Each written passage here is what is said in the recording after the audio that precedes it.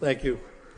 Dear God, today as the session opens, we pray that your presence will be before us and everyone who serves in the decision-making process of our city. We pray for direction which will lead our city to be strong and unified. May we continue the legacy of our founders. May we be granted this day the wisdom to make decisions which will be good for the good of our city. We also pray for your special blessings on all those who are working to transform our city and make it a better place to live and work. Amen. We'll now say the pledge. I pledge allegiance to the flag of the United States of America and to the republic which stands one nation, under God, indivisible, with liberty and justice for all. Thank you. Will the clerk please call the roll? Councilor Cirillo. Here. Councilor Conway. Here. Councilor Elliott. Here. Councilor Kennedy. Here. Councilor Leahy. Here. Councilor Mercier. Here. Councilor Milanazzo. Here. Councilor Noon. Here. Mayor Samaras. Here. That's 9 present. Do we have a moment of silence? Councilor Mercier? Yes, thank you, Mr. Mayor. I'd like to offer a moment of silence for Joseph D. Meehan, beloved father, grandfather, husband, and community leader. Joe Dominic Meehan is a lifelong resident of the city of Lowell, CPA tax consultant, retired federal government auditor, dedicated community activist, and leader of the Greater Lowell YMCA. Born and raised in Lowell, he was an attendee of the Immaculate Conception School and graduated from Lowell High School in 1957, where he was a track star. He went on to earn a Bachelor's of Science in Business Administration from Merrimack College in 1963 and achieved certification as a certified public accountant in 1976. He continued to maintain his certification throughout his life.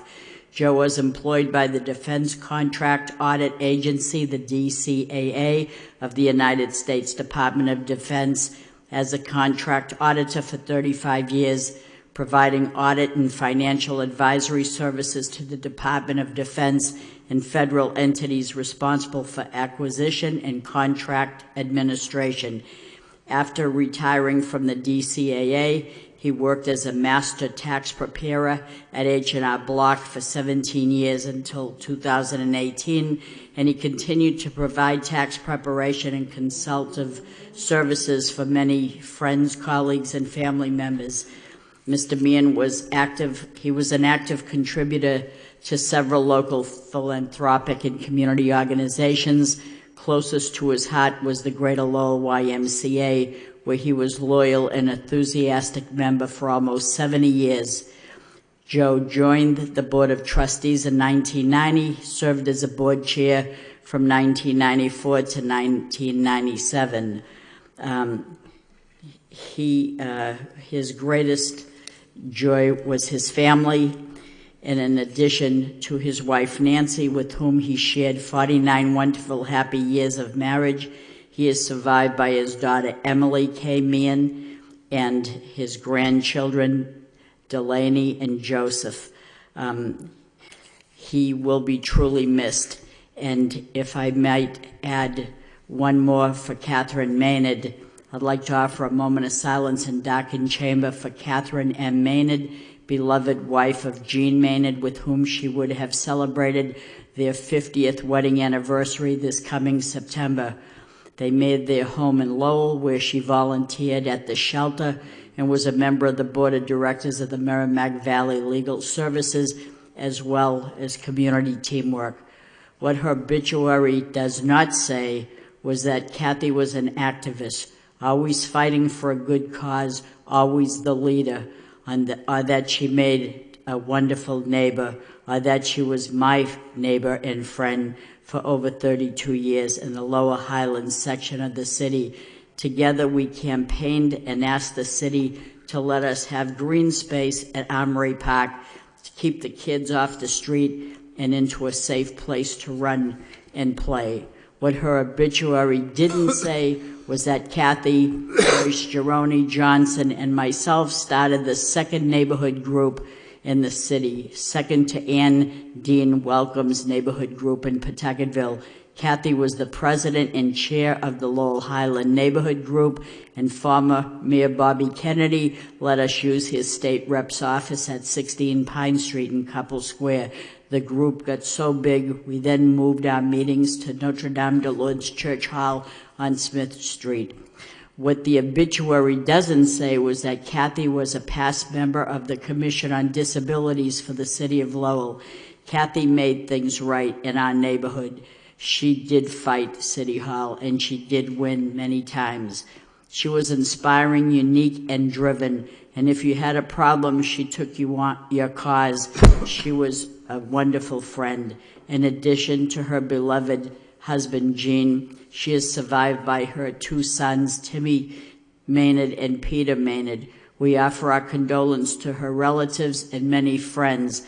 I'd like to offer a moment of silence in darkened chamber to all those who have passed away since our last City Council meeting. May they all rest in peace. Thank you very much. In regards to Joe Meehan, he was a friend to many of us, and you know, if there was a project that was good for the city, Joe worked on many of those projects.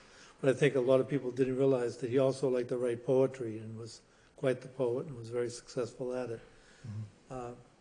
Councilman Milanazzo? Thank you, Mr. Mayor. I'd like to offer a moment of silence in darkened chambers for Cecile Marchand, a loving mother and grandmother. Cecile Marchand, aged 97, a longtime resident of the Pawtuckettville section of Lowell, passed away on April 5th at the Duval Senior Center with her family by her side. She was the wife of the late Benoit Marchand. She was a graduate of St. Jean Dark School, St. Joseph's High School for Girls in Lowell, and a parishioner of the former St. Jean Dark Church. Cecile was truly part of Lowell's history. She worked as a seamstress for many years in Lowell mills. She's survived by 5 sons and 2 daughter-in-laws, 3 daughters, and a son-in-law. One of her 5 sons is our own Henry Marchand, outstanding city employee for the city of Lowell for a long time. She was a lovely lady, and she will be truly missed. Thank you, Mr. Mayor. Mr. Elliott? Council Milanazzo stated it very eloquently. I just want to add a couple of words. Knowing many members of the family and a well-known family in the Pawtuckettville section of the city, went to school with a couple of her sons, and the mother is the anchor of the family, and having 8 siblings raising them in that neighborhood. They're all very committed to the community and have contributed to the city in many ways. So, testament to her, should be missed. All right, thank you. Please darken the chambers.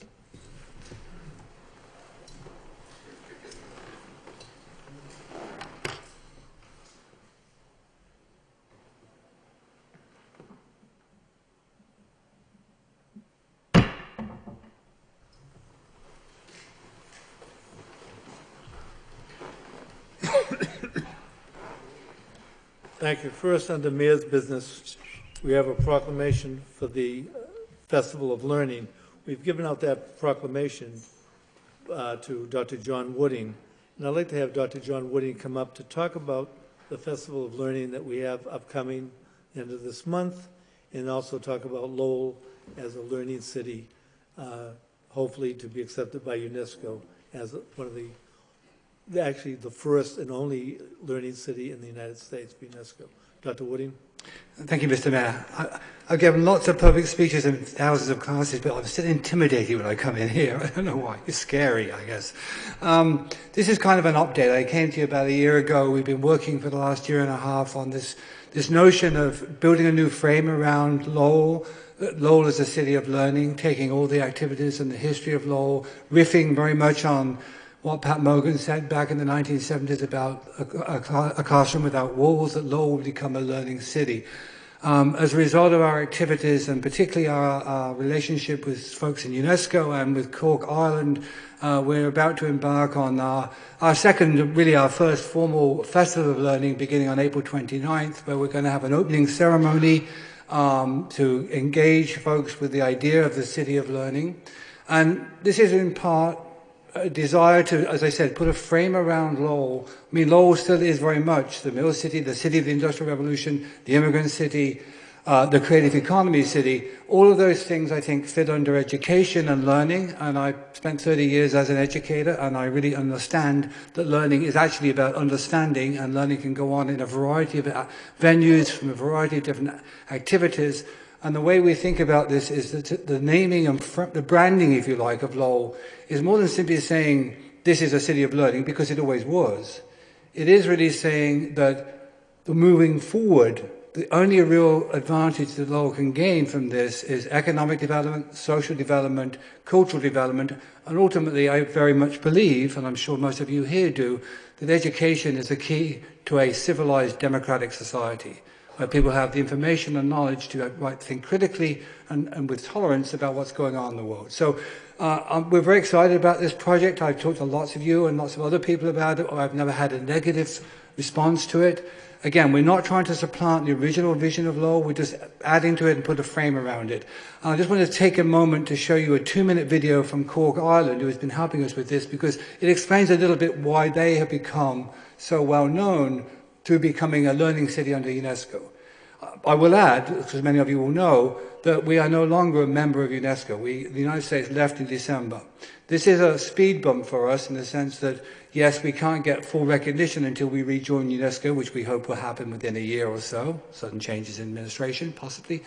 And but that doesn't change the thrust of what we're trying to do, because even if we had joined UNESCO in December, we would still be undergoing a process by which we try to establish ourselves as a learning city by doing the kinds of activities we're talking about, including a festival of learning. So if I could just show this brief video, and I can answer some quick questions afterwards and not take up too much of your time. Thank you. That wasn't too intimidating.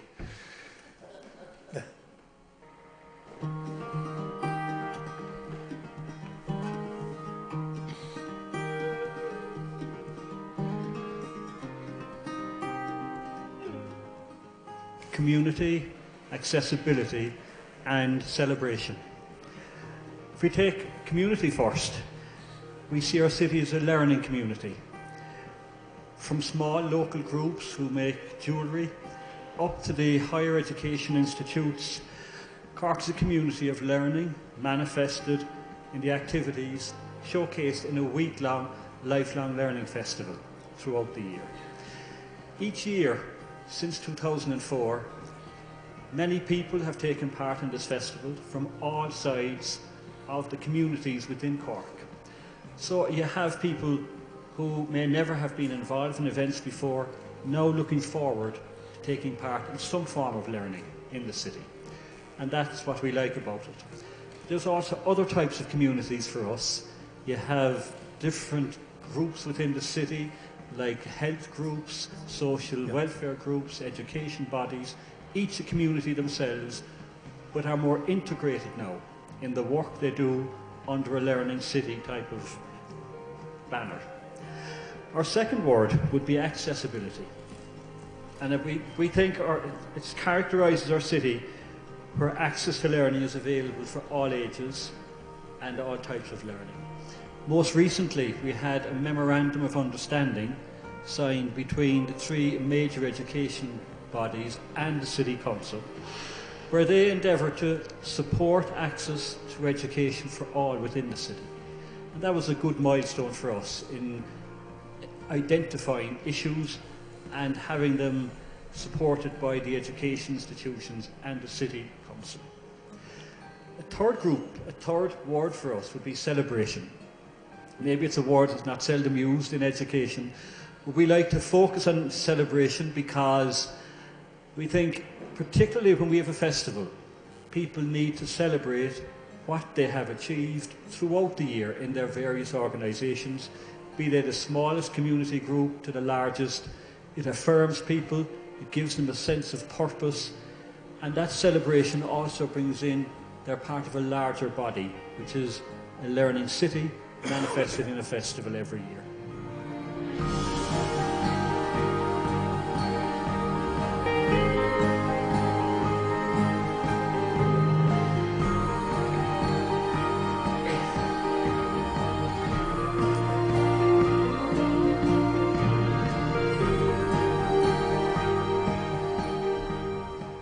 Thank you. The other thing I'll just say about Cork is if you look at a map of Cork, it's about the same size as Lowell. A river runs through it, the major university within a quarter mile downtown, the community college is right downtown. It looks a lot like Lowell.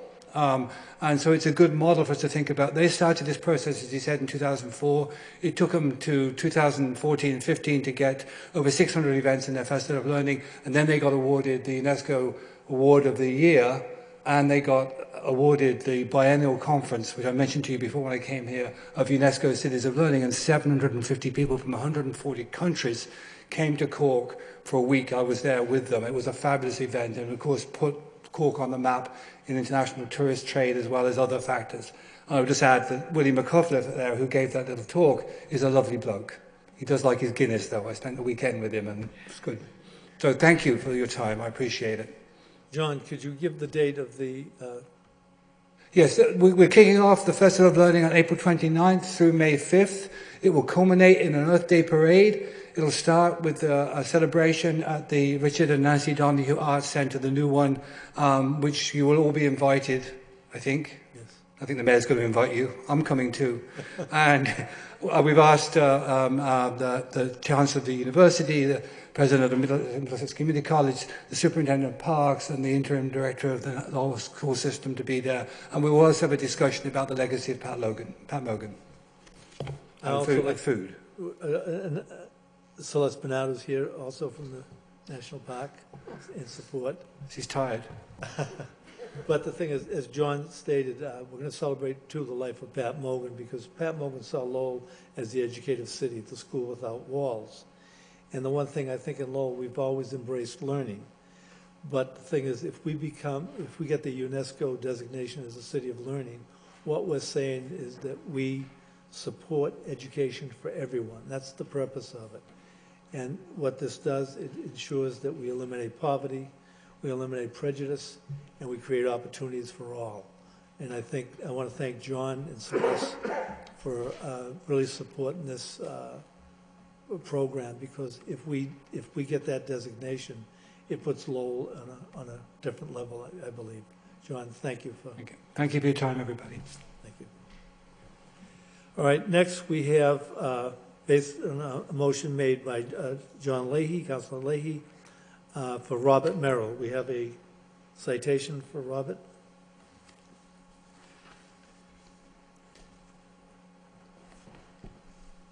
I think everybody knows what you did, John, but Robert, I'd like to read the citation. Be it hereby known to all that the City of Lowell and the Commonwealth of Massachusetts hereby offers its sincere congratulations and thanks to Robert Merrill for his heroic and life-saving act on February 25th, 2019. The morning of February 25, a car hit a tree stump and flipped over on Lowell Road in Salem, New Hampshire. Robert Merrill rushed from a nearby car to perform CPR on the driver of the car, who had suffered cardiac arrest, until emergency responders could arrive. Salem police say that Merrill's actions helped save the man's life. On March 5th, the Lowell City Council voted unanimously to offer this citation to Lowell's own Robert Merrill for his heroic and life-saving actions on that day. Now, therefore, I, Mayor William J. Samaras, hereby offer all the best to Robert Merrill. The entire City of Lowell is proud to honor and give thanks to this distinguished individual and for all his tireless work towards making our city a better workplace, given this 9th day of April 2019 by myself, William Samaras, Mayor of the City of Lowell. Robert, congratulations and thank you for what you did. Thank you.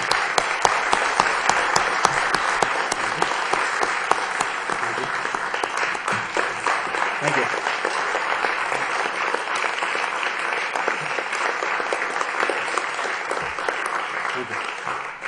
I'd say a few words, Robert. Sure.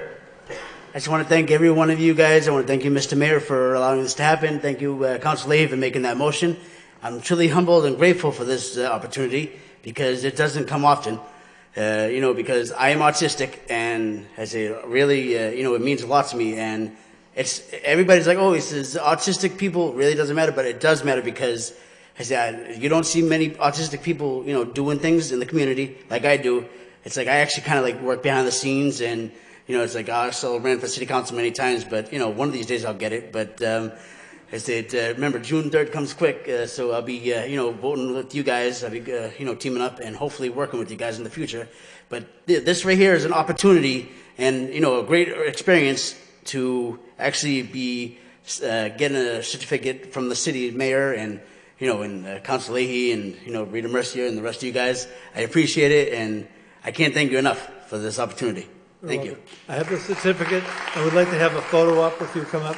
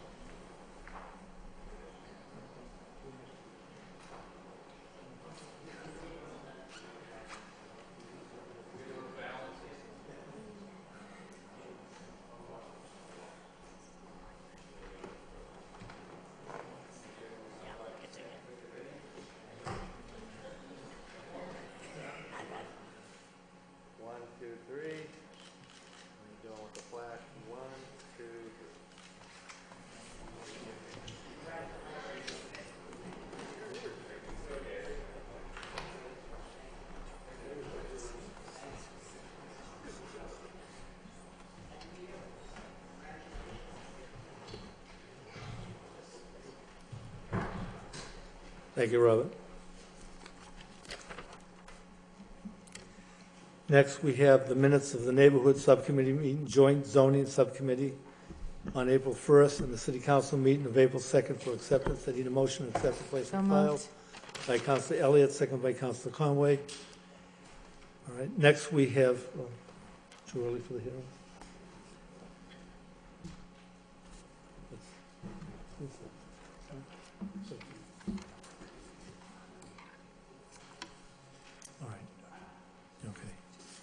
Before we begin the hearings, we have a communications from the city manager for some introductions. Madam Manager. Thank you, Mr. Mayor, and through you to the council. We have with us here tonight two new well, not completely new, but new positions. First, I'd like to take this opportunity to introduce to the council Shannon Cohan, who is the new Superintendent of Parks under DPW. Shannon, if you would like to come forward. Shannon has been employed by the City of Lowell for many years. I think 30 might be the number, or 31 at the end of this month. 31, okay. So familiar to the City of Lowell, but in a brand new role. And so he began the position last week, and we're delighted to have him here, and I don't know if you want to say a few words, Shannon. I'd just like to thank you for the opportunity. I'm looking forward to working with everybody. Thank you so much. Thank you.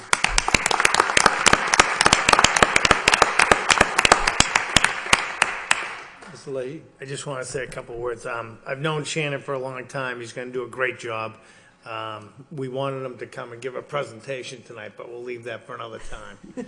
But yeah, congratulations. He's going to be a great asset for the city on the park side now. So thank you.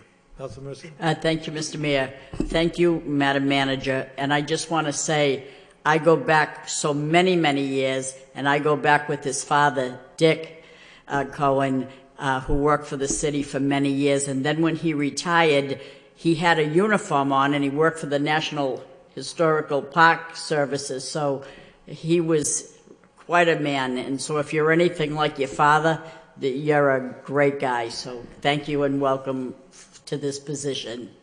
Thank you. Thank you. Thank you, Shannon. And next, we'd like to take this opportunity to introduce our new treasurer for the City of Lowell, Kelly Oakes. Kelly is here with us tonight. I think I mentioned one other time she is a resident of Lowell, but I'll turn the introduction over to our CFO, Connor Baldwin, who works closely with Kelly. Thank you, Madam Manager. It is my privilege to introduce to the council Kelly Oakes, who is our new city treasurer and collector. Kelly, like the manager said, is a Lowell resident. She comes to us from the city of Lawrence prior to being here, and she has experience prior in the private sector in accounting, and she's a graduate of UMass Lowell. She is started off on the right foot, and we're really excited to have Kelly on board.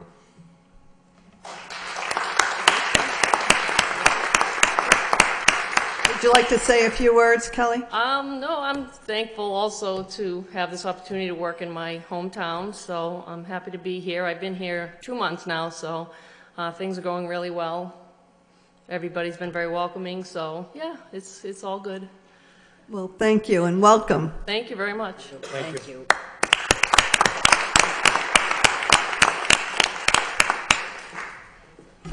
right, we'll go back to the agenda for the public hearings. First, 4.1, National Grid requests replacement of existing gas main from 474 to 556 Douglas Road. I open the hearing for all those in favor? In favor? Good evening, Mr. Mayor. My name is Russ McIntyre, representative National Grid. I'll take any questions you may have. Are there any questions? Mr. Leahy? Just a quick, so this is going up around the bend, so we've already replaced, we're doing gas main now and say in front of the skating rink, The ice right? rink, And that yes. goes up, and then this will continue. Where it makes that turn, Yeah. the old gas main actually runs in the front lawns of the 6 homes that are there. It was put in 1960 before the houses were built. We want to move it back out into the street. Okay, and then is that whole road done after this then? I Pretty much? believe that'll be done all the way out to Route 38, correct? And all the way up to Andover Street maybe? Yes. Yeah, okay, good, thank you. Thank you. Anyone else in favor, speak in favor? This portion is closed. Anyone who wants to speak in opposition? In opposition?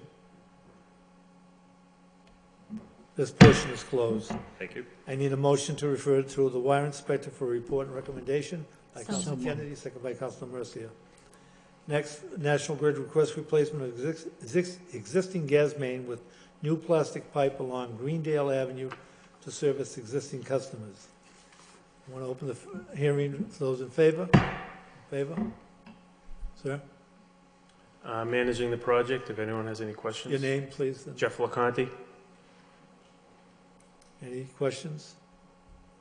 Anyone else want to speak in favor? In favor? This portion is closed. Anyone wants to speak in opposition? In opposition? That portion is closed. Thank I you. need this to, motion to refer to wire inspector for report and recommendation by Councilor Cirillo, second by Councilor Conway.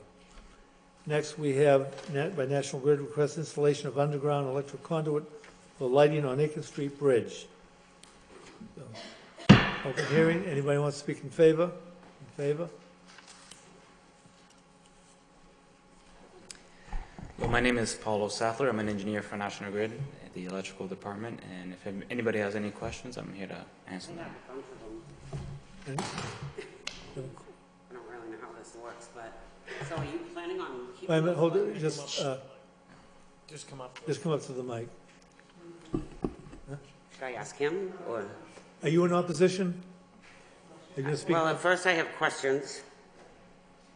Well, the thing is, we have two hearings, one, those speak in favor, and then Just those want to Give your speak. name and address for the record. Jane Colombo. I can ask my question? Yes. Because I'm not really in favor, I don't think. All right, the portion in favor is closed, the hearing, those in opposition. Okay, so my question is, are the lights going to be on all night long? I happen to own a loft where I can almost touch the bridge. And I speak for many of my residents right there that live and have paid good money for our lofts, that you're going to shine lights in our eyes all night? Like, I'm a little confused on, like, why are we even doing this? And, like, you could fix the bridge instead of lighting it up. I mean, not you, but you. National Grid, we are not the owners of the lights or the bridge, but we are just supplying power for I believe the city of Lowell to power the lights. So I believe. So if you can't do that, then they don't power it, right? No, this is a project like the Bridge Street Bridge, John Cox Bridge. I understand So that. it's the That's same- what I'm saying. So it's the same backing of the Community Foundation and others. Who is it? Where did the idea stem from? And does the people that have those lights shining in the windows all night long, did they have a say-so in this project? Or is this project a done deal and I should just expect it to be done? And what color lights? Like, oh my goodness. I pay good money for that top unit in that corner to Well, overlook the river. I think at this point, based on what you're saying, we can arrange for I'm trying to think what subcommittee it would come under, whether it's economic development or. I would actually really appreciate it. You're more than welcome to come to my loft. And have the presentation made on the lighting of that bridge and allow people in the neighborhood to come in and speak on that issue. Councilor Elliott, you had your hand up. I was going to suggest that the manager meet with perhaps residents of that particular condominium complex. I mean, we can have a subcommittee meeting, but it seems like they would We be could do both. directly affected by it. Madam Yeah, Manager? you are correct, Mr. Mayor. It's my understanding the Greater Lowell Community Foundation is heading up this project. It's not technically a city project, but we're happy to facilitate meeting. If we can get your contact information Absolutely. before you leave here, we'll try and follow up. And then, if appropriate, we'll bring it back to the council for the correct subcommittee. Yeah, to I mean, take I don't that. oppose to going to a subcommittee. I just think that Right. going to the residents that will be directly affected by it. Yeah, and we'll reach out to the proponents of the project and try and get more information, whether it's an all-night. We don't have that, but we'll get that information. I mean, So you because need a it, motion to delay? No, the thing is, we'll go with your suggestion. Motion Talk or- with the city manager to just allow the city manager to talk with the residents. So, ma'am, And she can make a determination as to whether it should go to a We'll come back and subcommittee, report. And we'll come back to the city council to give a complete report. So if we'd you- have the community foundation present, along with the neighborhoods or whatever. And we have a So- strong neighborhood group right there in our building. And not to say that Bridge Street doesn't, look nice, I guess. I don't know. I'm not out late at night. But we're much closer. Like, our building is right on the water, on the river. We are so much closer than Bridge Street is. I understand what you're saying. If you can give your information to Sure. Mr. McGee right by the door, I would thank you we'll so follow up much. with you. Thank So you. is it a motion to recess this public hearing until the manager comes back with a recommendation? Delay and refer to the manager. And refer it to the city manager? I'll make the You gonna motion. make that motion? All right. Mr. Elliott, Councilor Elliott made that motion, seconded by Councilor Cirillo.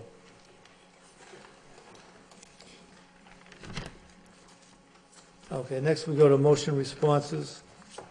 The first motion response, Loma letter, Councilor Cirillo. Hi, yes, thank you.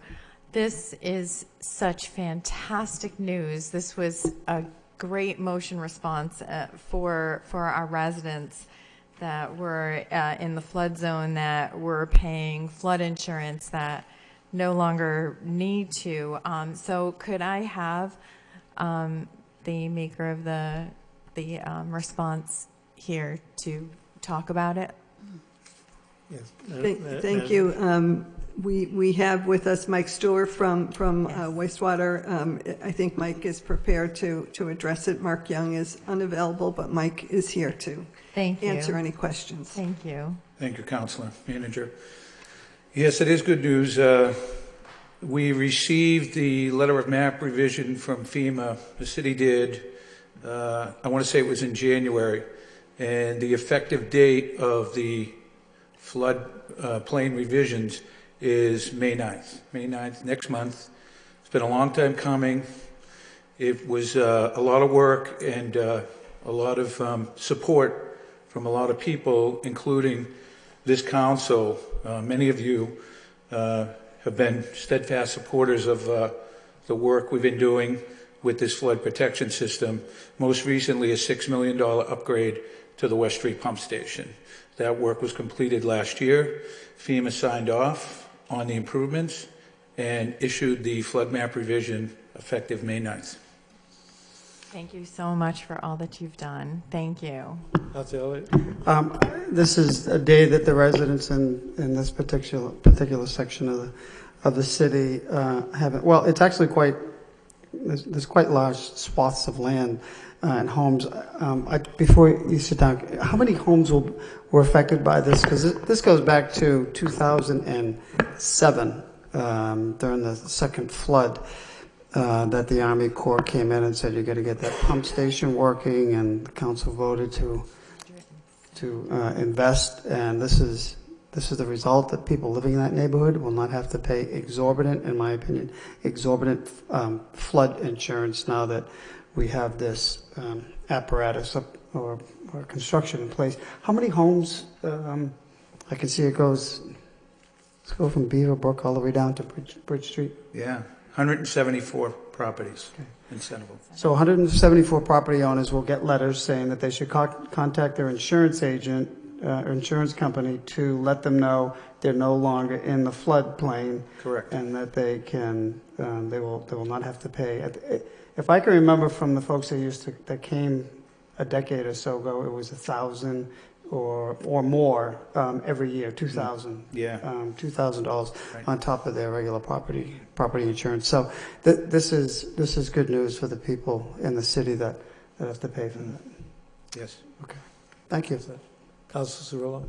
Yes, is contact information, who can the residents call for if they have any questions? Sure.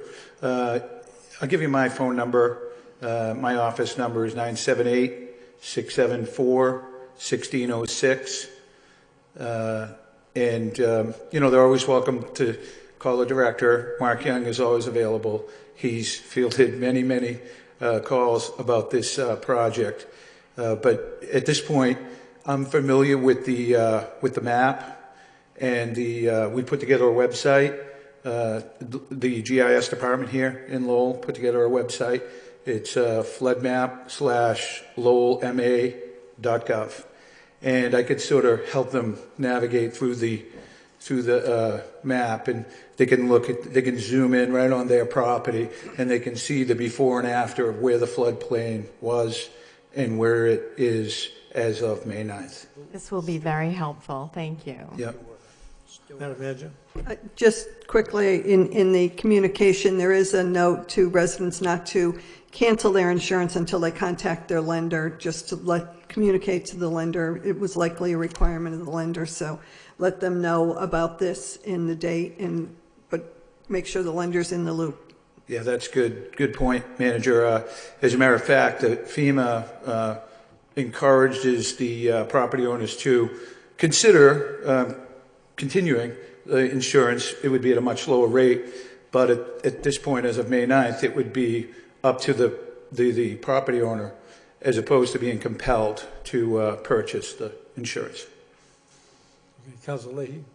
Yeah, I just wanted, this has been a long time coming through a few councils, so thank you to Mr. Young and the work that Mr. Stewart does. We've got a great team down there. You guys do a lot of good work behind the scenes, and appreciate everything you do. Thank you, Counselor. I'd be remiss if I didn't mention Shannon Cohen. If you don't know, he got traded from wastewater to parks, and we're not particularly happy about that. He really is a tremendous asset for the city, and we're real happy for him, but we miss him. And we thank you. Thanks. Thank you. Okay. Next, we have spring cleanup. Councilor Cirillo? Hi, yes, thank you. This is a great report. I'm glad that it's out so that we can coordinate with the neighborhood groups so that it can be a wonderful effort on everyone's part. So thank you. Councilor Leahy? Thank you. Through you to the manager, can you just check have DPW check the dates that the street sweeper is out? Because some of the dates do fall on trash day, and the barrels are out into the roads, and it's probably not the best time, so probably need to revise just a few days. Yeah, we'll look into that. Okay, thank you. Next, we have parking pay station. Councilor Noon? Thank you, Mr. Mayor.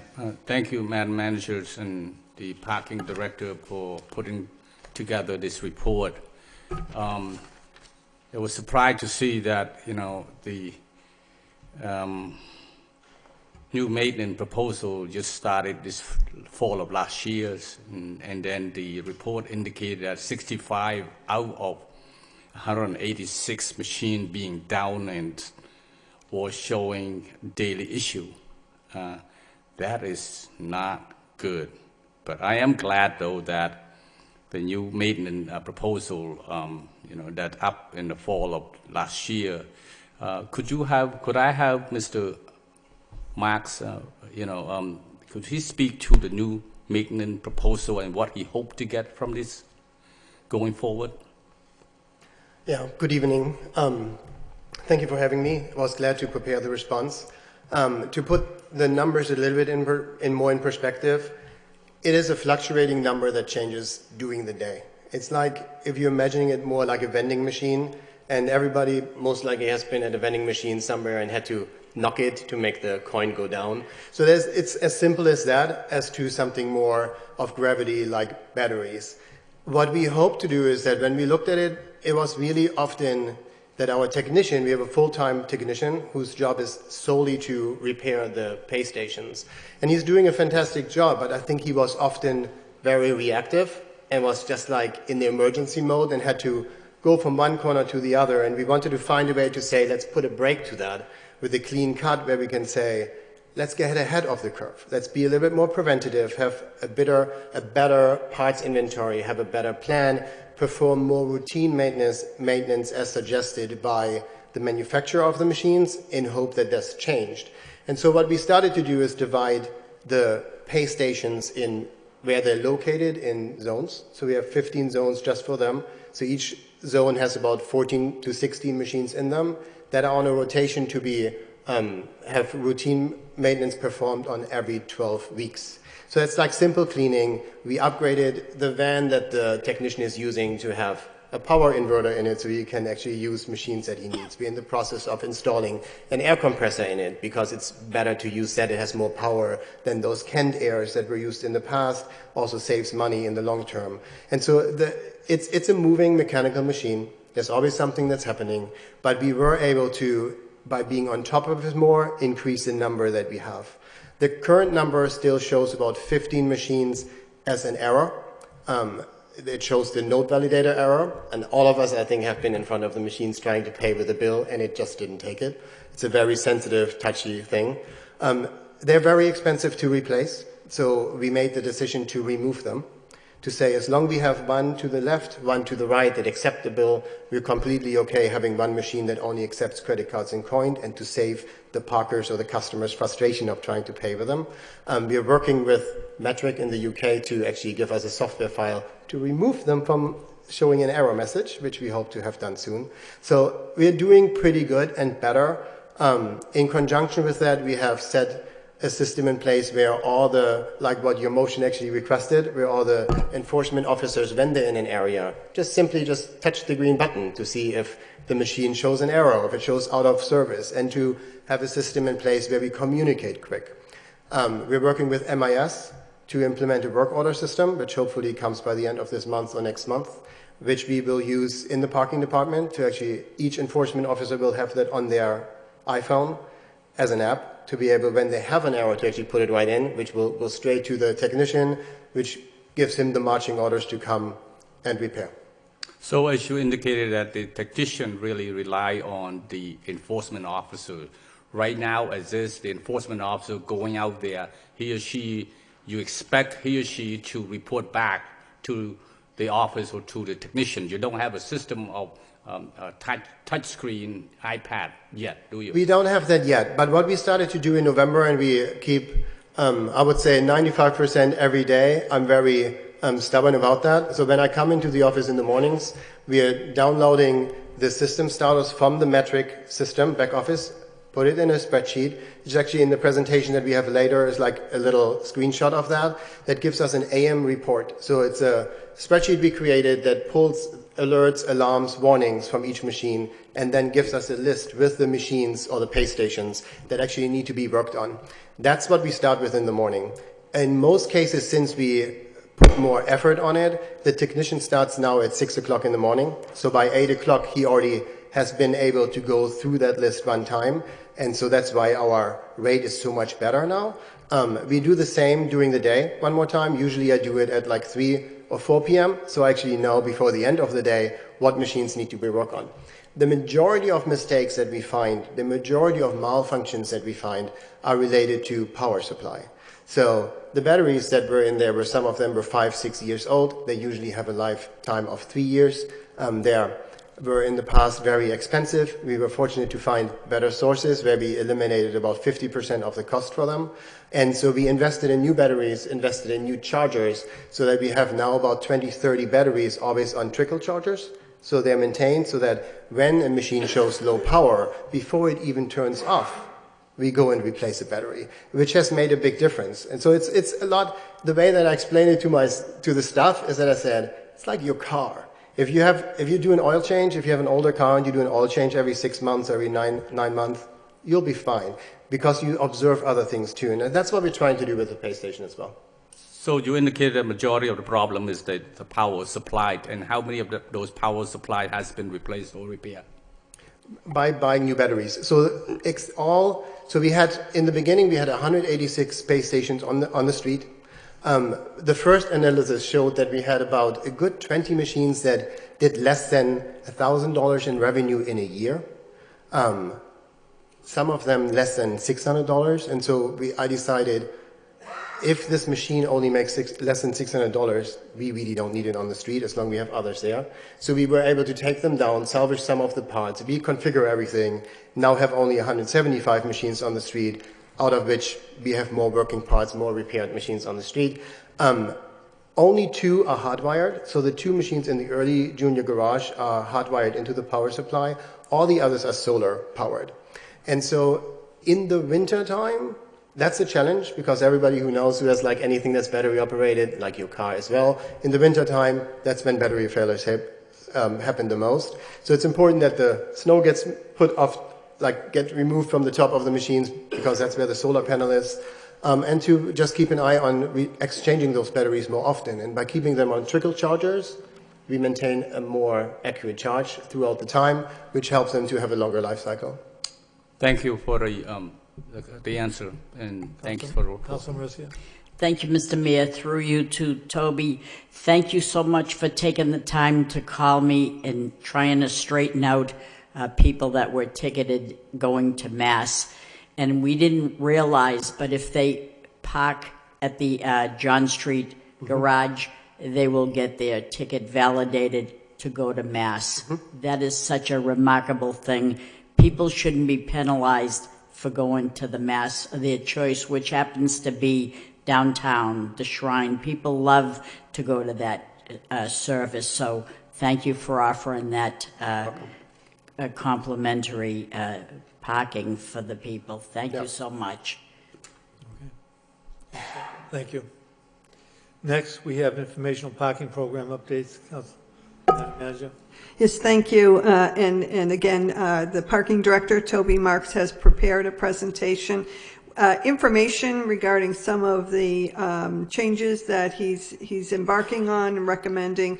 I will say in the 6 months since Toby's been there, he's done a great job and he's come in with some pretty common sense, and I will say in advance, some naming, I think you call it iconography, Yeah. but one of them is Rita the Mater Maid. So I just wanted full disclosure. Let's hope there's no.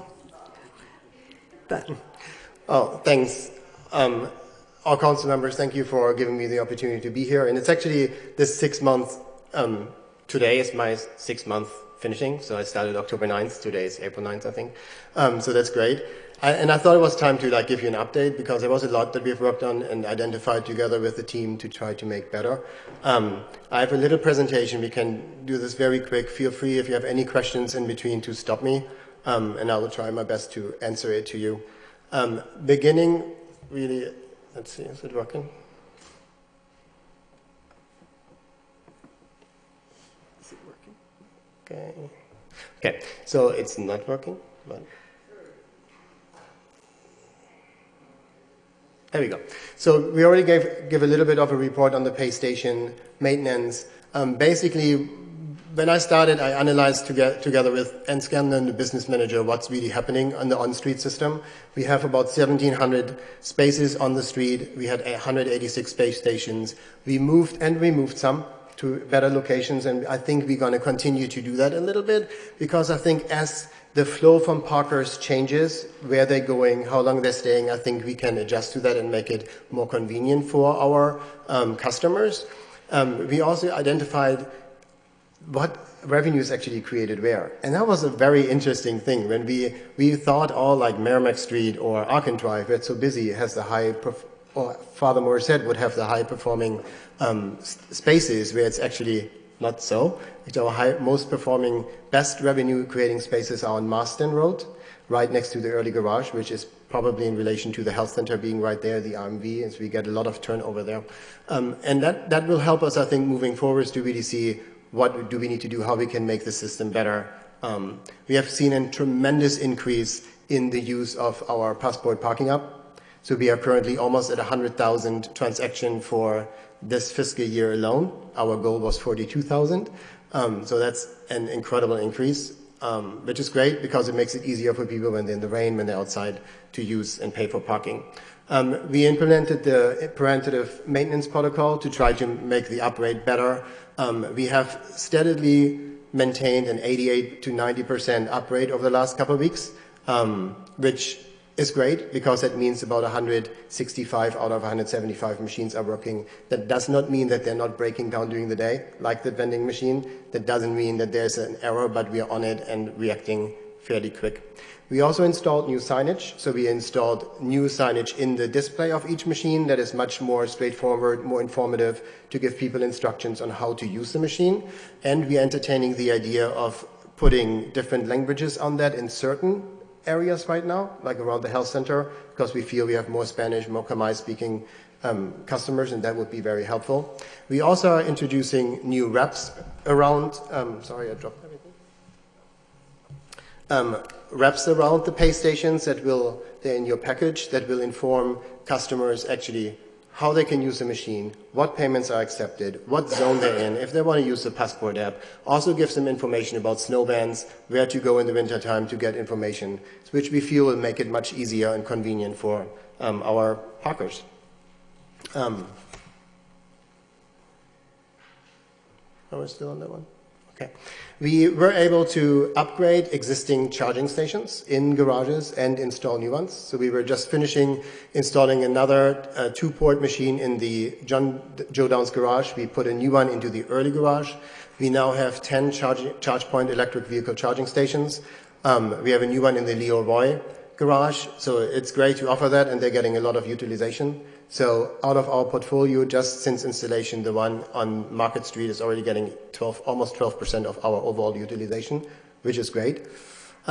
We did an internal parking study, so we didn't hire anybody yet. We just wanted to do it internal and pretty much send our enforcement team 4 times during the day, different days doing the work, into 7 different areas and different streets to count how many people were parking on the street, how many people actually paid.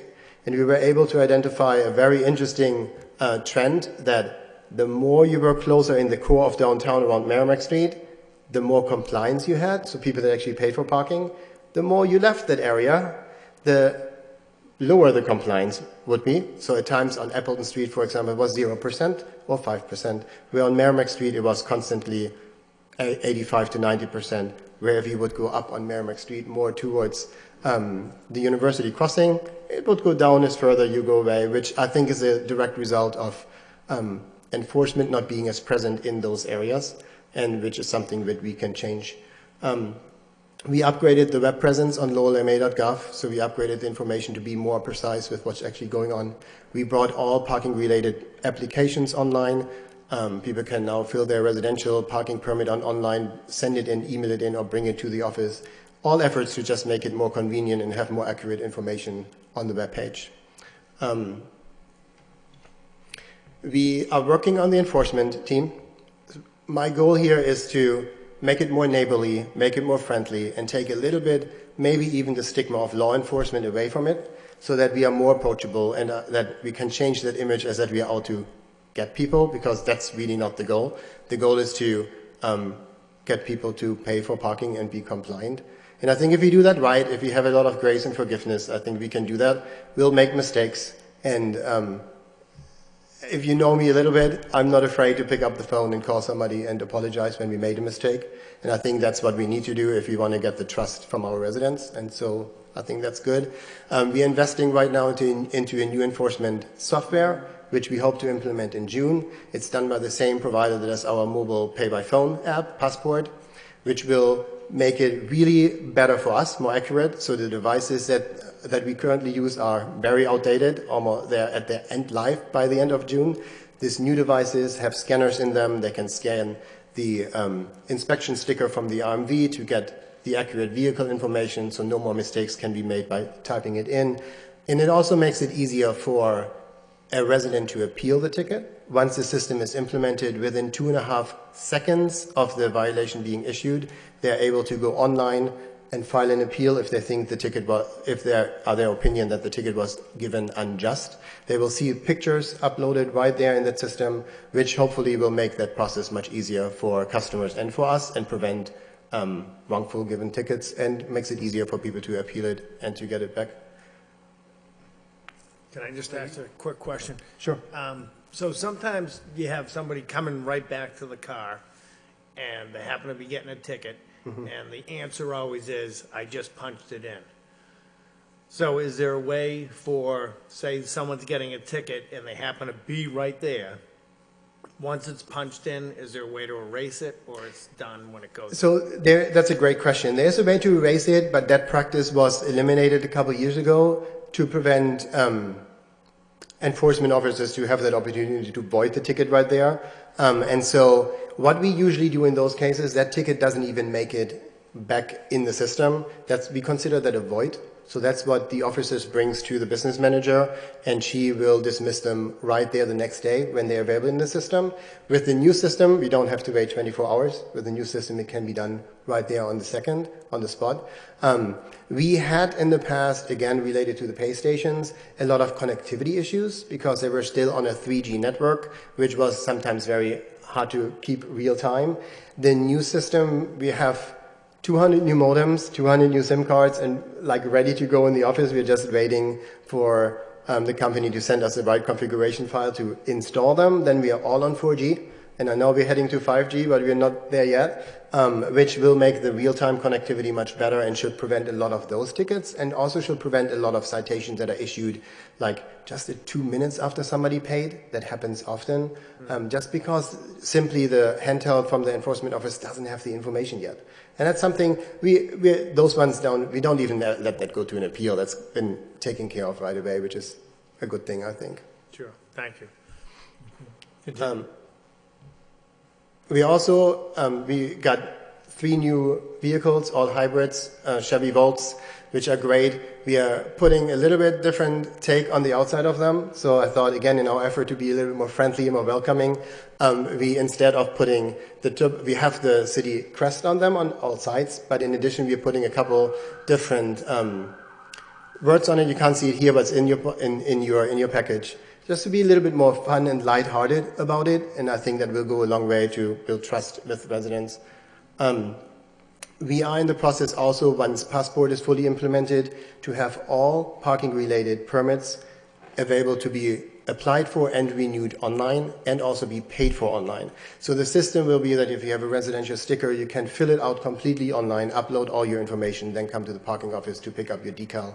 Same for the green and white residential signs. You will be able to sign up for renewals online, do that online, pay online if you chose to, and then just get your, either way, choose to have your tag get sent in the mail or pick it up at the office. And I think that will be helping, especially some of our elderly residents who have mentioned that they have to come once a year to the parking office for a $10 sign. So this should help them a little bit. And something that I think is really important is like to up the garage signage and wayfinding. So a lot of our garages have missing signage or outdated signage, and I think the goal here is to bring all garages on a uniform signage system so that whatever city garage in Lowell you go in, it has beautiful signage that is the same on every floor. You have the entire package in your proposal in your package, so I don't have to go through this right now. We developed it with a local designer, Mark van der Heide, who has helped with other projects in the city and the national park, to have an icon system that really builds on the history and the homage of the city, and touches on that, and I think it's very beautiful and will be very refreshing in all garages. We are in the process of quoting that right now and hope that we can install the Leo Roy and the Joseph Downs before the end of fiscal year 19. And in addition to that, and we're almost done, sorry, I know it takes a lot of time, we are in the process of preparing a trial for a pay-by-plate system.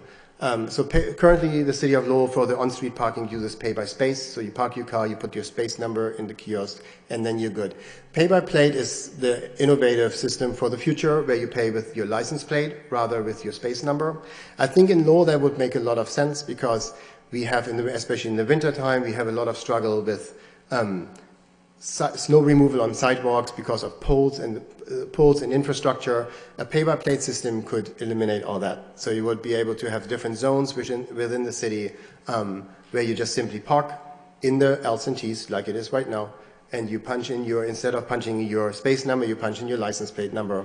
It will make enforcement more accurate because in the future we could upgrade to have like police cars, license plate recognition that would spot cars that haven't paid and be more precise and accurate. We are doing a trial in the early garage where we received 2 new machines to run that for 60 days to see how our customers respond to that and get some feedback from that. In that process, we're updating all the signage and have people on staff to help and assist customers with it. But we think it could be good for the future. And so we wanted you to know about that we're trying to do that in case there's any questions. Councilor Kennedy. We have 10 charging stations right now. They're all in garages, I assume.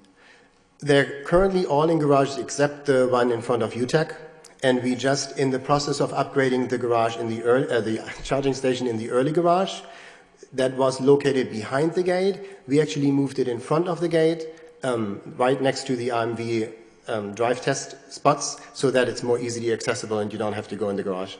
How much does it cost to install a charging station? So that can vary.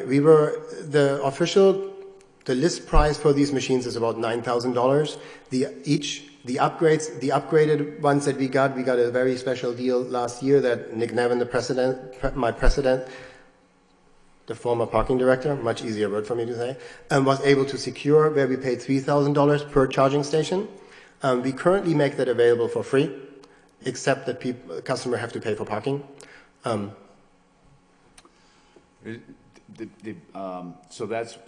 what would it cost? $9,000? If we would go buy a dozen more, it'd be $9,000 a piece, roughly.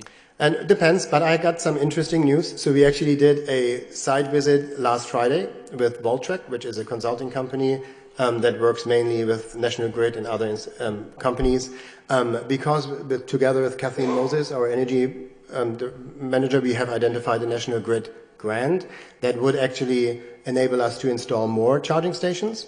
So we identified 10 locations within the city of Lowell that are located in the ECJ area, which is 100% rebate by National Grid. So if we would qualify for them, they would pay 100% of the cost of the charging station plus 100% of installation.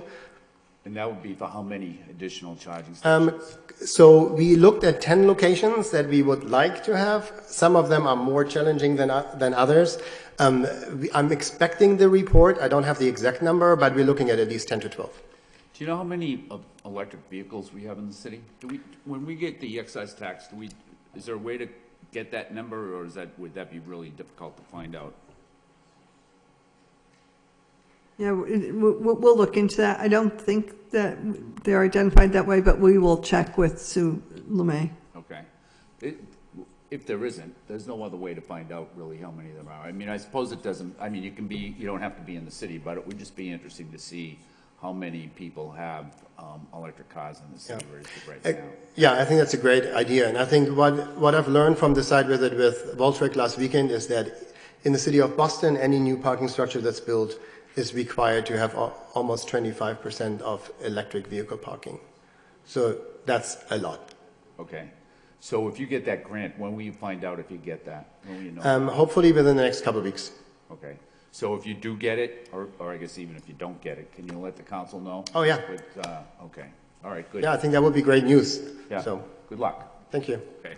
Councilor Leahy. Sure. So the report looks great, and I like all the things you did with the signage.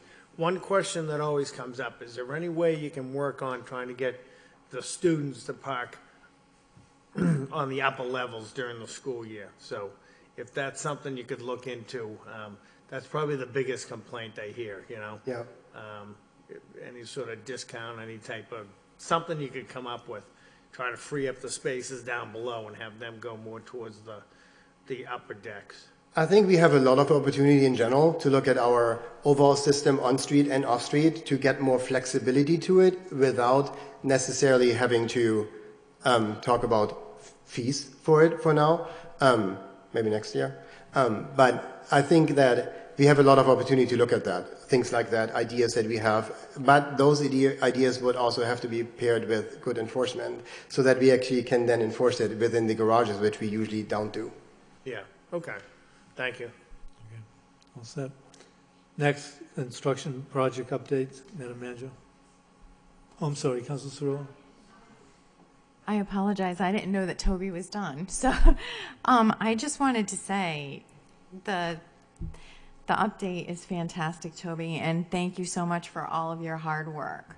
You're really and it's you're environmentally friendly, forward thinking, and your forward thinking in many instances is really refreshing and wonderful. And I have 2 electric cars in my household, so I look forward to more charging stations throughout the city.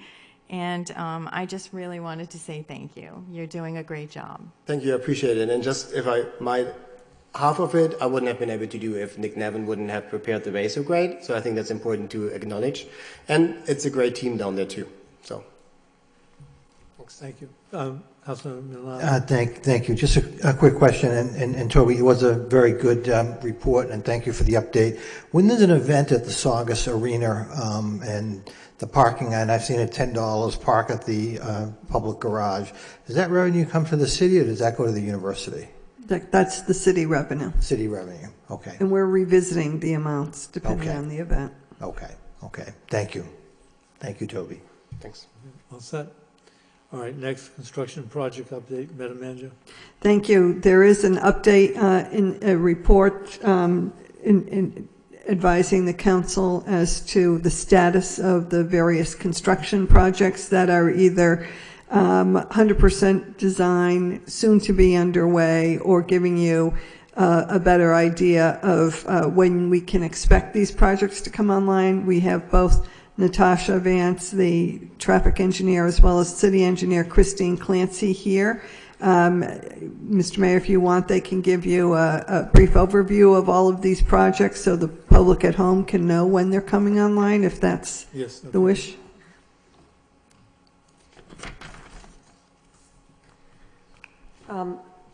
Good evening, City Council. I think Christine and I'll just sort of tag team a little bit, if that's all right. We wrote the report together. Do you want to start with the bridges? Sure. So in this informational report that you've received, the first project that is back in construction is the Lawrence Street Bridge project. And in the report, you'll see that it says construction was started back up April 15th. They actually started a week early, and that current TMP has been set up as of today. There was some variable message boards placed in advance to set up that TMP. So that will continue, and that is really to finish the work. The gas company did relocate their main, and that TMP is currently in place so they can finish their work and be out of there by Memorial Day.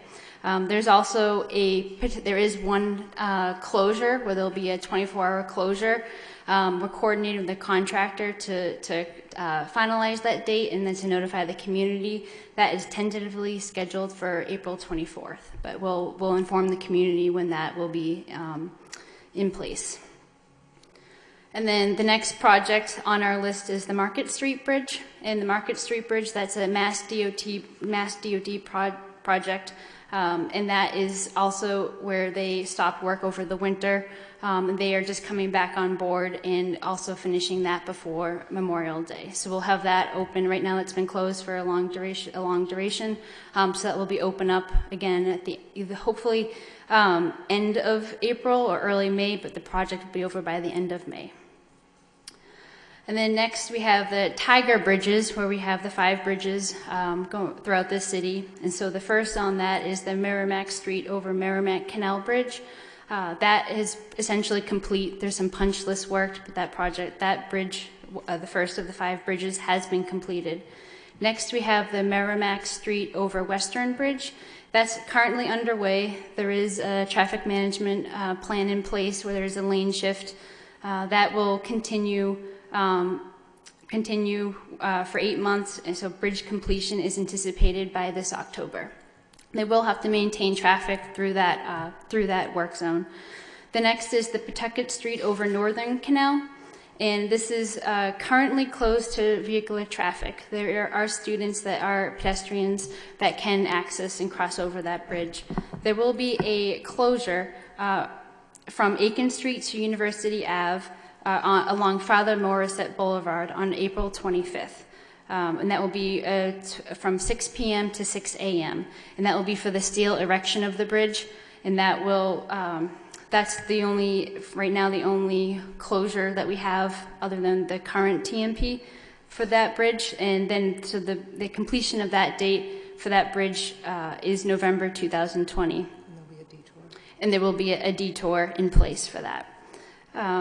And so moving on, just those 2 more bridges in that project, in this program, the Central Street over Pawtucket Canal. That work has just begun, but really the permanent or the TMP that will be in place for a longer duration is up starting next week. And that construction will be underway through September 2021. And lastly, we have the Pawtucket Street over Pawtucket Canal Bridge. And that is currently underway. There's utility relocation work happening. And that, for this project, this is, I guess, the longest duration where this project will take us to April 2022. And the bridge will be closed for 1 lane of traffic inbound to Lowell. And this will be beginning in mid-May. Could we hold for a moment? We have Councilor Leahy, then Councilor Kennedy. The Central Street Bridge, is that the one right at, Central and Market? Right down. And we already did half. Mhm. And now we're doing the other half? It's the Central Street over the Pawtucket Canal. So they've only just begun work on it. There were some variable message boards set up, and it will, right now, there are 2 lanes northbound into the city, into downtown, and then 1 lane southbound. So one's a turn lane.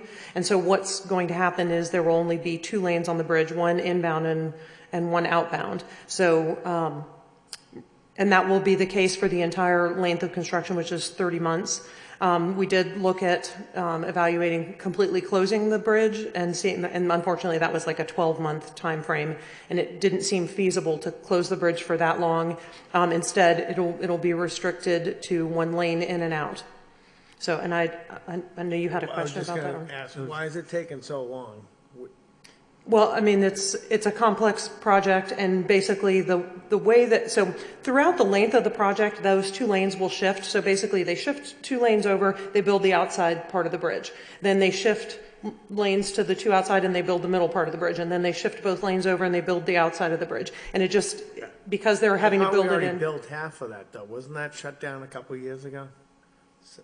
We did some work over there before. So I thought they built half the bridge. Okay, I'm not aware of that. Like 2 years ago, so. Okay, do you know? I'm not aware of that. We can look into that, but I'm not aware. It could have been maintenance, maybe. I guess I'm not aware of what happened 2 years ago, but this is this work is for the entire bridge. All right, so it must have been replacement work before then. Yeah, I thought they maybe did repair. half. Okay. Yeah. All right, thank you. Thank you, Councilor Kennedy. Thank you, Mr. Mayor. Can we go back to the Father Morissette project? Mhm. What is the duration of that project? So the Father Morissette closure will only last for actually less than 24 hours. So from 6 p.m. to 6 a.m. 1 day? 1 day, yep. April 25th is the planned. And that's because they have to bring in a gigantic crane and huge pieces of steel. That's fine. I thought you were saying that it went into November. Okay. No, sorry for that. So the completion of that bridge will be in November. The closure itself is just a 12-hour. Okay. Yeah, and there will be a detour, detouring people up Aiken and up Moody, up to Merrimack. Yep, okay. All right, thank you. Councilor Newman. Oh. Thank you, Mr. Mayor.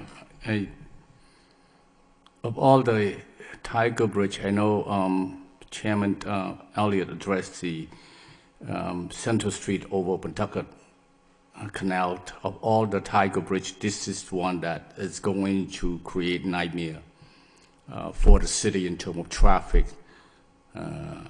gridlock. and it take a long time to get this one done. But we have, two very, trusted city engineer and transportation engineer of our city to address any issue. I hope that you're looking at all possible mitigations to making sure that coming into Lowell is not a problem, a nightmare for people. Because it'll take a long time, this one would. Yeah, I think that you're correct in your assessment that that's going to be the most significant impact to traffic. The Pawtucket Street with the lane closure will be impactful, but there's a good detour with temporary signals. We can certainly take, obviously Christine and I were not here when the project and the traffic management plans were designed. We can certainly take a look and see if there's any viable options, if maybe there's some additional variable message boards that suggest to people to take different routes. But we can certainly take a closer look. Yeah, thank you. Yeah. Please do that. Thank you. Councilman Milazzo. Thank you. I appreciate the report. Chief Winwood is here this evening. I'm assuming that the fire department and the police department, for that matter, are very much aware of these traffic issues that will arise as a result of these construction projects. My concern is the 24-hour closure of the Lawrence Street Bridge. So again, if it's closing for 24 hours, would it make sense to have Chief Winwood work with the ambulance companies, be it Trinity or whatever, and have ambulances on either side of the neighborhood, if you will, in order to make sure that for that 24 hours, if there's an emergency on either side, that they'll be able to obviously get there quickly. You wouldn't want to have them have to go around the neighborhood and across the Concord Bridge down, could go as far as Billerica, for God's sake, or Rogers Street, to get to someone who's in need. So I don't know if for that 24 hours we could, through Chief Winwood's office, coordinate with the EMS people in order to make sure that our residents are getting the quick response. Sure. Thank you for the question, Councilor. The engineer, Christine Clancy, has put together an email list to notify all the public safety agencies whenever these bridges are going to be closed. And we'll certainly work with Trinity and Lowell General and come up with a plan to make sure that all the neighborhoods are protected when the bridges are closed. All right. Thank you. Thank you. Continue, please. Okay, so I'll just address the remaining transportation projects. So we have a couple MassDOT intersection improvement projects. That's VFW at Aiken and Route 113 at Mammoth. They're getting ready to ramp back up. They anticipate being actually completed in summer of 2019 because they've made a slight change. They were going to do full depth pavement, but I believe they had some concern about some subsurface conditions, so they're going to do mill and overlay. So the projects will be wrapped up in summer of 2019 as opposed to October of 2019. So that will be, two construction projects completed this year. The Lord Overpass, we are expecting 100% plans on May 1st, and we expect it to go out to bid May 9th. All things being equal, we would assume we would have a contractor on board within 6 to 8 weeks, and then we'd be looking at starting construction the end of the summer or beginning of fall. Once we have a contractor on board, we will be able to more fully vet the traffic management plan. We have a very detailed plan. It's a 5-stage plan. I've presented it to the council before, but the contractor will have the ability to look at that plan and see if he can find better ways to do it or a more efficient way. So if that happens, then we'll review that plan. We'll put it on the city website and present it to the city council as well. And that project is anticipated to last 36 to 40 months. So it'll be a significant impact to traffic in the city. The Route 38 improvements project, that's a MassDOT project. It's 4 intersection improvements and then box widening along Kittredge Park between Nesmith and Andover and Nesmith and East Merrimack. The contract has been awarded, but I believe MassDOT is still in negotiation phase, so they haven't announced the contractor. They told me a couple weeks ago that we could expect a pre-construction meeting in 4 to 6 weeks, and then I would anticipate construction to start pretty promptly after that. Then Princeton Boulevard. Sure. So the next project is Princeton Boulevard. So Mass DOT has been did work last year updating some pedestrian ramps for ADA compliance. They are continuing that project, really finishing it, and also for street improvements. So that there was a recent press release for that. That work is essentially underway. The milling and the paving will happen, I think, beginning mid-April, and then the project completion is before Memorial Day. And so that will be the finished product. So milling, there will be 4 nights of paving that will happen, and that is anticipated in mid-May, and then the project will end before Memorial Day.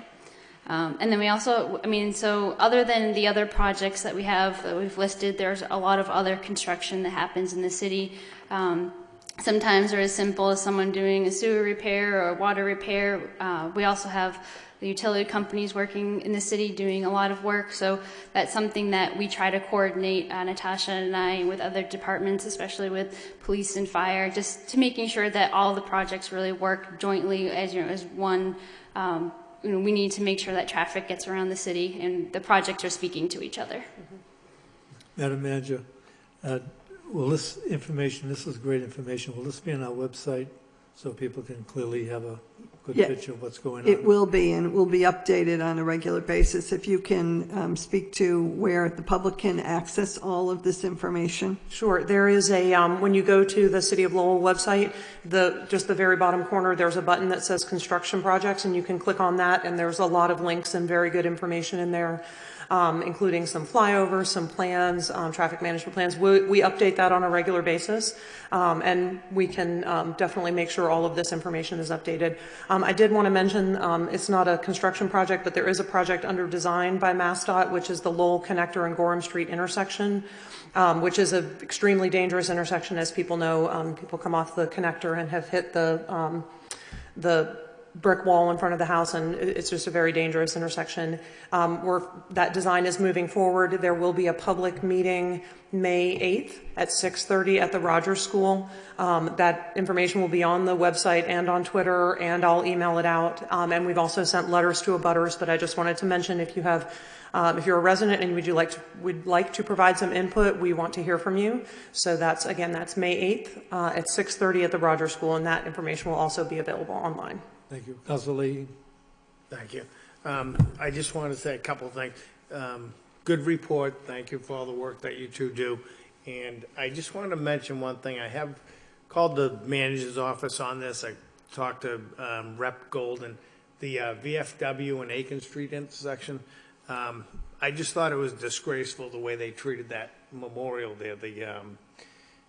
At times they've got coats hanging over the stone.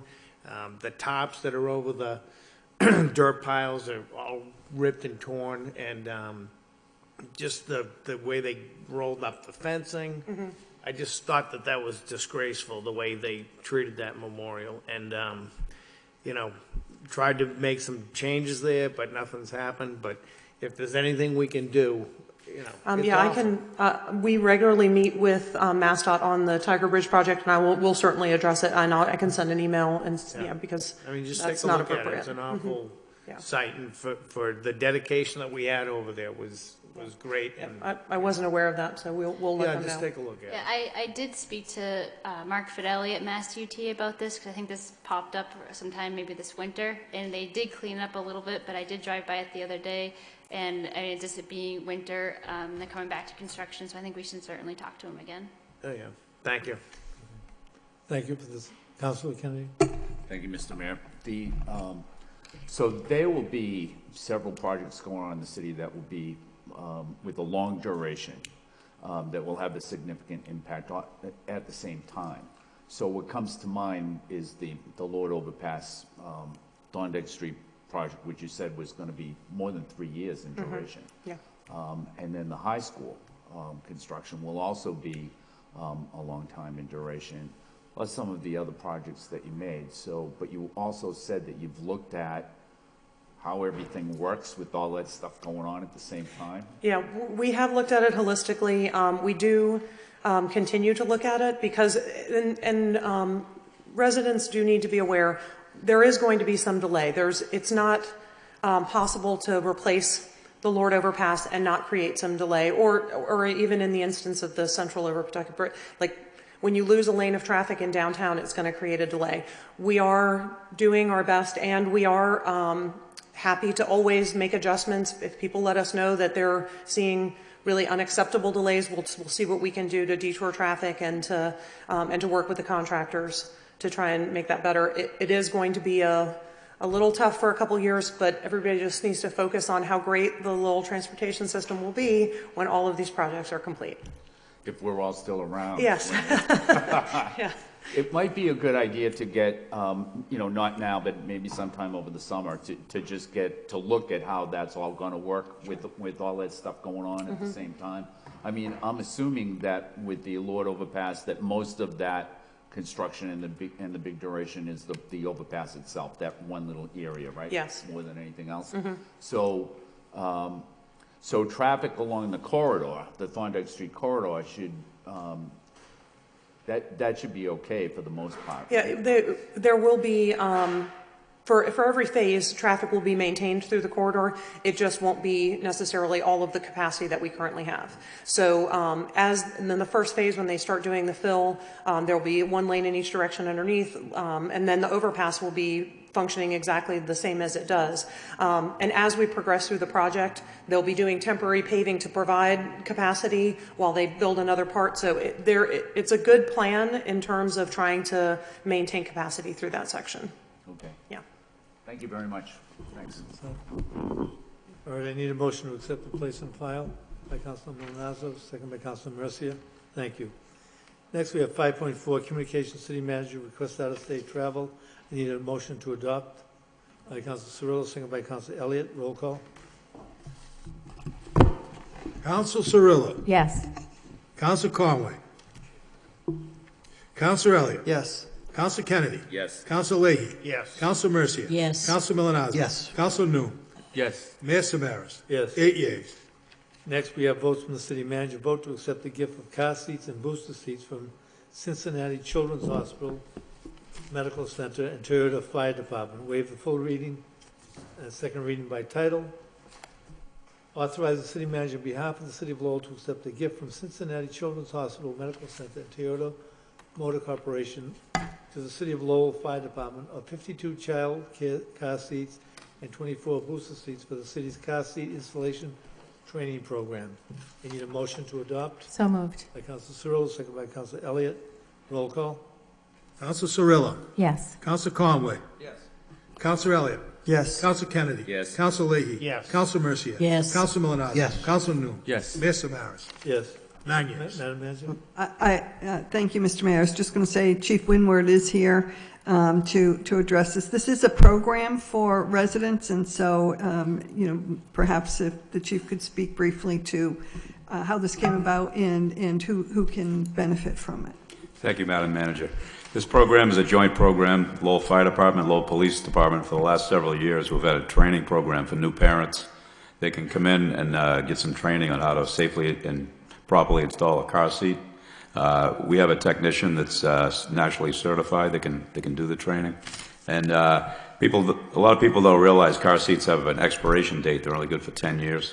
So if someone does come in with an expired car seat, through grants such as these, we can give them a new car seat so that they can safely transport their children home. And in the future, we hope to expand to go to some of the public events around the city and offer this training to any new parents with young children. So if anyone has any questions, I can answer those. It's a great training program for grandparents, too, so. That's right. Councilor Elliott? Now, I'm glad to hear that you're going to go around, Chief, because people that were watching this, apparently this broadcast has crashed. Yeah. And I'm just getting some emails that it's not televised. Apparently, they lost power on Market Street. LTC, we just were told lost power. But they are recording, so it will be played after. So how will you be, you'll be going to neighborhood meetings or? We can, as we expand the program, we can go to the neighborhood meetings. We have a Twitter and a Facebook web app where we can send information out to the public. Okay, good. Okay, thank you. Thank you. Councilor Conway? Yeah, thank you, Chief. I really appreciate this this program because it's, as the mayor just mentioned, it's not just for parents, but it's also for grandparents too. Because I know that my wife and myself, we spent probably a half an hour, 45 minutes trying to figure out how to put that in and how to take it out, and it was not, well, let's put it this way, we did not succeed. So again, I think it's a great idea. How many individuals are actually, how many are certified in this? We only have one firefighter right now. We had a police officer, but he moved on to another position. So we're hoping to get 2 or 3 from each department to get certified. Because I know that the one time I did need it, I called Captain Crowley, and he said there was one certified. He said, but he was out sick that day. So are we going to have more individuals that would be? We're going to try to get more people certified. Right now, you can call the station. Tim Savage works over at Engine 6 on West 6th Street. People can stop in, or they can call 978-459-5586, and they can leave him a message, and he'll get back to them, and he can set up an appointment when they can come in. Yeah, thank you, Chief. You're welcome. Thank you. Any further questions? Councilor Kennedy? Thank you, Mr. Mayor. Has anybody given any thought to, there comes a time when you don't need your car seats anymore, but maybe they still have, if they last for 10 years, then maybe they still have some life, and then maybe they could be used by somebody else. If there was some sort of way to do that. Is there any agency that does that now, or is that something that we could look at in the future? That it seems like, if you got to get rid of your car seat, that can be a problem as well, right? So. Yeah, we could look into it. I know some people will save it for future children, or they'll, maybe let a relative use it. But I know they get dirty and beat up after a few years also, but we can look into it, certainly. And there's also some booster seats along with this program that are being donated for older kids. Because there's some people that know that there aren't going to be any more children, so and that they don't need the car seat anymore. So, right. Yeah, maybe we could have some kind of an exchange program. Yeah, that's. We'll take a look at that. Okay, thanks. Thank you. Thank you, Chief. You're welcome. He forgets how many times. All right, next we have vote to transfer $10,000 for a software upgrade to the Cemetery Division of the Department of Public Works. Waive the full reading, second reading by title. Order to transfer $10,000 to cover the cost of the conversion of the computer system at the Cemetery Division of the Department of Public Works. I need a motion to adopt. So moved. Councilor Kennedy, Conway, second by Councilor Cirillo. Roll call. Council Cirillo. Yes. Council Conway. Yes. Council Elliott. Council. Yes. Council Kennedy. Yes. Council Leahy. Yes. Council Mercier. Yes. Council Milonazo. Yes. Council Noon. Yes. Mayor Samaras. Yes. That's 9 yeas. Next, we have orders from the city manager, order of 60-day trial, waive the full reading, second reading by title. Pursuant to Chapter 266 of the Code of Ordinance, City of Lowell, Massachusetts, concerning Section 266-6 thereof entitled Temporary Experimental Regulations, Temporary Traffic Regulations are hereby implemented for a period of up to 60 days. I need a motion to adopt by Councilor Elliott and second by Councilor Mercier. Any discussion? Councilor Leahy? Sure, just one comment. I had talked to the traffic engineer about this. When on Park Street, when those condominiums open up in full, we should probably just take a look at that area so we don't end up with another Concord Street type of situation. So that might be, I don't know what the schedule is or whatever, but we should probably look at Traffic that. engineers. Yeah, I'll be happy to take a look at that. This is actually, as we spoke earlier, as a result of the traffic that's being generated by the people who already live in the condos on East Merrimack Street. And I did want to mention, there is the four-way stop on here at Westford and Foster. I did confirm with MassDOT that I can't put a stop sign on their road. And they said they will, I sent them all of the crash report information, and they will evaluate it, and it'll take 4 to 6 months for them to decide if that's appropriate. So I just wanted to give you an update. Okay, thank you. Roll call. Council Cirillo. Yes. Council Conway. Yes. Council Elliott. Yes. Council Kennedy. Yes. Council Leahy. Yes. Council Mercier. Yes. Council Milonazo. Yes. Council Noon. Yes. Mayor Samaras. Yes. 9 yeas.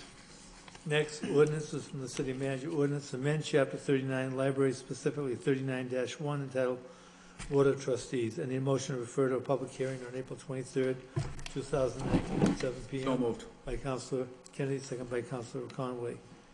Next, we have reports of the Subcommittee Transportation Subcommittee.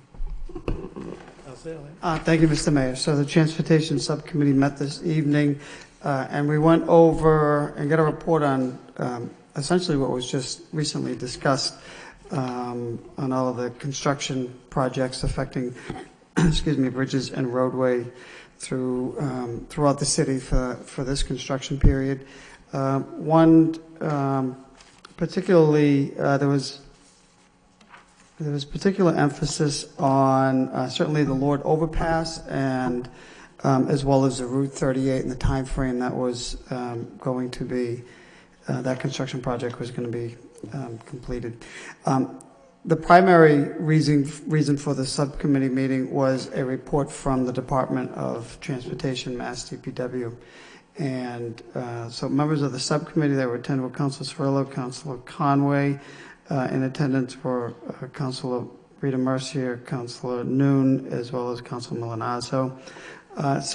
We had representatives from Mass DOT as well as the consultant that presented an overview of this intersection, and this is at the Lowell connector all the way down to Gorham Street, essentially from Thorndike. So information was presented to the subcommittee on what the status is, and they actually presented two alternatives to provide increased safety and to reduce the number of fatalities, the number of injuries, and the number of crashes. It's one of the highest, I don't believe they said it was the highest, but one of the highest locations for traffic and crash data that was presented, which is why, and we all know throughout the decades how many accidents have taken place there. So Mass DOT and the consultants presented this information to the subcommittee. There will be a public hearing on May 8th at the Rogers School. Natasha here? Yeah, May 8th, refresh my memory, May 8th at 6 o'clock or 7 o'clock? 6:30. 6:30. Okay. So there is a handout. We asked the handout to be presented to all members of the City Council. There are two options. And they went through extensively the benefits of both. There was I don't know how we can get this to the folks. Maybe we can post it. Is it posted online? We can certainly post the concepts. Okay, so the city will reach out, letters have or will be sent out to all abutters, but essentially there are two options. One's, in my opinion, one of the options kind of keeps the intersection the same and it changes the signals and the intersection. But the second, to me, is the roundabout that is proposed in that area. And as we all know, the Lowell connector is a raceway, which is one of the reasons why Mass DOT has been to present new options. So these two will be presented. They're looking for feedback in order to proceed. It's currently at 25% design, but before they go any further, they want to get input on exactly these two project scopes. So that's really a recap. I mean, half of the meeting was spent talking about the Lowell Overpass, the Route 38, many other construction projects that are being constructed this summer. So that's a report of progress, and my colleagues may have additional information to add, but that's a report of progress from the Transportation Subcommittee on the various construction projects. We'll be meeting regularly. We have another meeting coming up in a couple of weeks relative to a motion that was sent on the Perry Street area. Thank you. Councilor Conway. Then thank you. I think Councilor Elliott made a great summary in regards to this subcommittee meeting. The one thing that I would like to emphasize is that roundabout. When I heard about that, and people, as Councilor just said, for decades have been talking about and seeing the problems, and certainly it hasn't been solved. There's been so many different crashes going into that wall, and the idea of the concept of having that roundabout, and again the alternative certainly is a much safer, will be a much safer road after this is done. So I think that's one of the, what I would say really one of the highlights going forward. So I'm looking forward to that meeting on May 8th too, because I think it would be important for all of us, as many people as possible, to go in there and see what that's all about. Thank you, Mr. Mayor. Councilor Cirillo? Hi, yes, thank you. What I found was enlightening is that there's 114 bridges in Lowell, 114, and 37 of them are owned by the city. So that was an amazing number to me. And also, I wanted to reiterate what my two colleagues have said about the roundabout. I think it's a great concept. I think it's considerably safer, and the traffic signal project looks pretty much the same, and I'm actually in fear of the same thing happening with this design as is happening currently. But with the roundabout, I was very pleased to hear about it, and I think that this is the one that I definitely support, so thank you. Councilor Elliott? Yes, I just want to, I meant to add in the report that we did ask for data, and that will be forthcoming and put on the website on exactly the number of vehicles. And just to give people at home that will see this in the replay, there was 23,130 cars that go, that come off the either Route 3 or 495 and funnel right down to Gorham Street. And even before that, another 10,000 cars get off on Thorndike Street. So that gives you an idea of the volume of vehicles that are traveling and why there are so many crashes. So I just want to add that. And secondly, we did discuss the Central Street, and I wanted to just touch on this, the Central Street over Pawtucket Bridge reconstruction. And I know that Natasha's going to take a second look at it, but considering that's a 30-month construction project, and given the fact that it is now a traffic nightmare, I do think we have to look at perhaps closing some or re-signaling, perhaps vehicles, because it's going from 3 lanes to 2, and people can't get through there now. So that essentially means there's going to be traffic, 1 lane of traffic going in and out. I mean, maybe it means close, you can't take that left off Merrimack Street because that opens up. You don't have the left-hand turn going on Central. You don't have that traffic coming out, because we've all been there. That slows down progress, in my opinion, vehicles coming in. So I do think that it's an option. Sometimes just some common sense when you're sitting there saying, boy, if we limited this, that would, eliminate sitting at that light for X amount of seconds or minutes. But I'm glad you're going to look at it, because it is slated to begin, is it next week? Or is it this week? So the 2 lanes will begin next week. The variable message boards went up this week. Right. I mean, we can let people know, but you know what? People's habits won't change unless we channel them in particular areas. So anyway, that's a report of progress from the Transportation Subcommittee. We'll be meeting frequently. Thank you. I need a motion to accept this as a report of progress by Councilor Kennedy, second by Councilor Cirillo. Thank you. Next, we have claims, property damage. Need a motion to refer to the Law Department for a report and recommendation from Councilor Kennedy and Councilor Noon, second by Councilor Noon. Next, we have Rocky Morrison, President of Clean River Project, requests permission to address the City Council regarding environmental updates for the Merrimack River. Good morning, good afternoon, good evening, Mr. Mayor, Madam Manager, City Council people. My name is Richard Ross. This is Rocky Morrison and other people here. We're part of the Clean River Project, which some of you probably have heard of.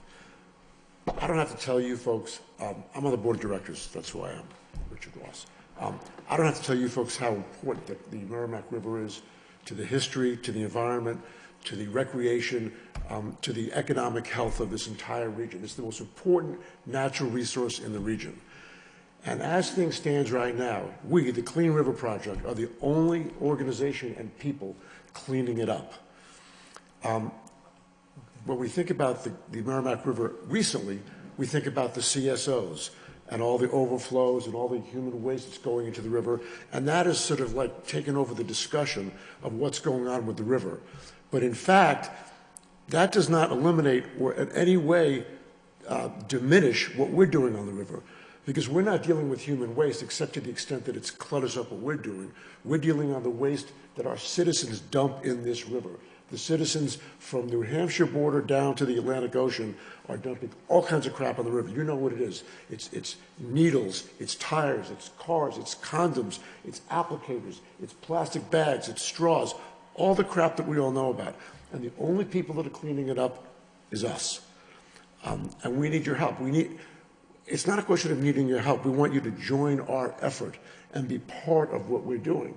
And what Rocky's going to talk about is a proposal that we're going to make to you for an absolute minuscule amount of money relative to your budget to help work on the part of the natural resource that flows right through your downtown. Now, we have been working on the river for free, a bunch of volunteers for 12, 13 years.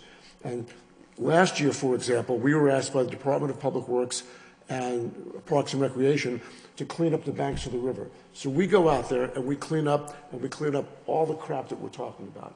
And we do it, and we've been doing it all up and down the city, all up and down the river, but we can't continue to do it for free. It just doesn't work. We can't do it. We need more sophisticated booms to put in the river. We need more sophisticated technology to take stuff out of the river and get it to the dump and get it to the waste disposal facilities. We need all of that, and we can't do it alone anymore. It's just not fair to ask us to do it, and I think it's irresponsible, in my opinion, my humble opinion, that it's irresponsible for those who are living on the river and benefit from the river not to make some contribution towards cleaning it up. It is just not happening. So we've banged our heads against the wall for the last couple of years. You folks know us, I think, a little bit. Some of you do. We met with Mayor Kennedy and the prior city manager about 2 years ago and made a presentation, a larger presentation, to ask you to join our effort with all the other cities along the river. And it turned out that you folks passed a resolution saying you would contribute to it, and then the administration changed, and that went away. And we didn't have a lot of traction with the other cities along the river for a variety of political reasons. We're not really sure why. And we've decided that it doesn't work. That's not going to work. Trying to get all the local governments together to try to do this just doesn't work.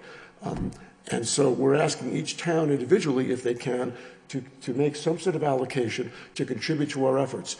And I hate to be harsh about it, but if you can't join our effort, we're not going to clean your banks and rivers. We're not going to clean the shorelines.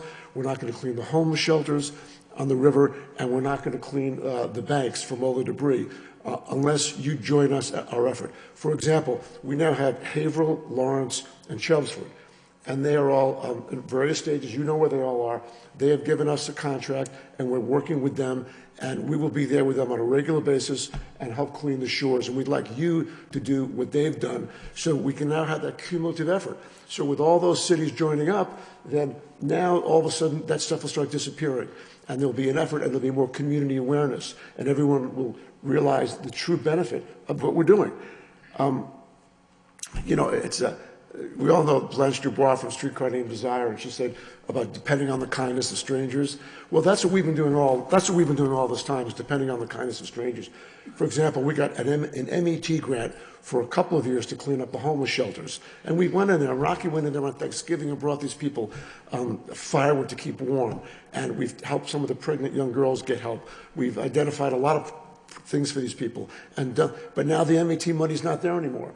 And so we can't just continue to do that, and it's not fair to ask us to continue to do that. So we would like you to join our effort and help us keep your river clean that flows right through your downtown and abuts unbelievable amounts of property that have incredible value.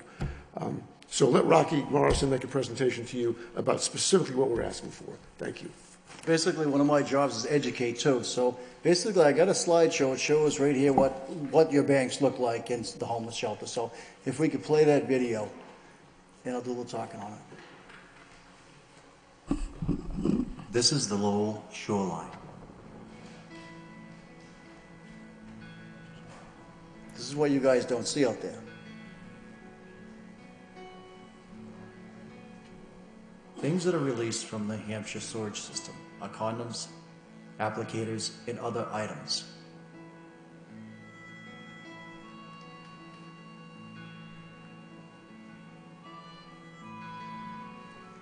You can see the hypodermic needles all over the shoreline out there, so. As you can see, the banks are littered with trash.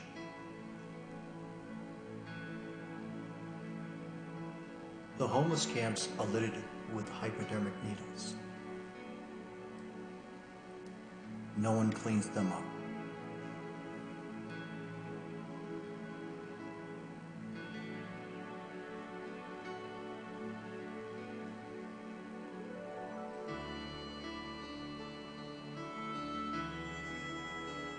These are booms that are placed upriver in Chelmsford. You could see how they collect everything. All the deplorables, the hypodermic needles. This specialized boat has a hydraulic arm that cleans out the booms.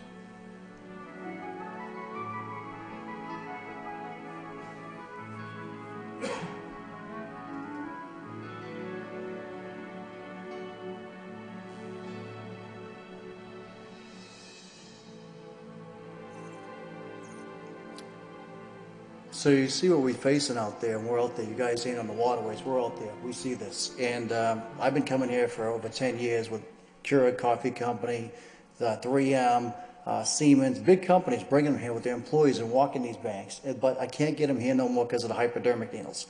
So my company and our staff, we had to start paying our employees because they have to be trained, they have to be insured to do this type of work. So our whole company has changed. You can see we've grown a lot.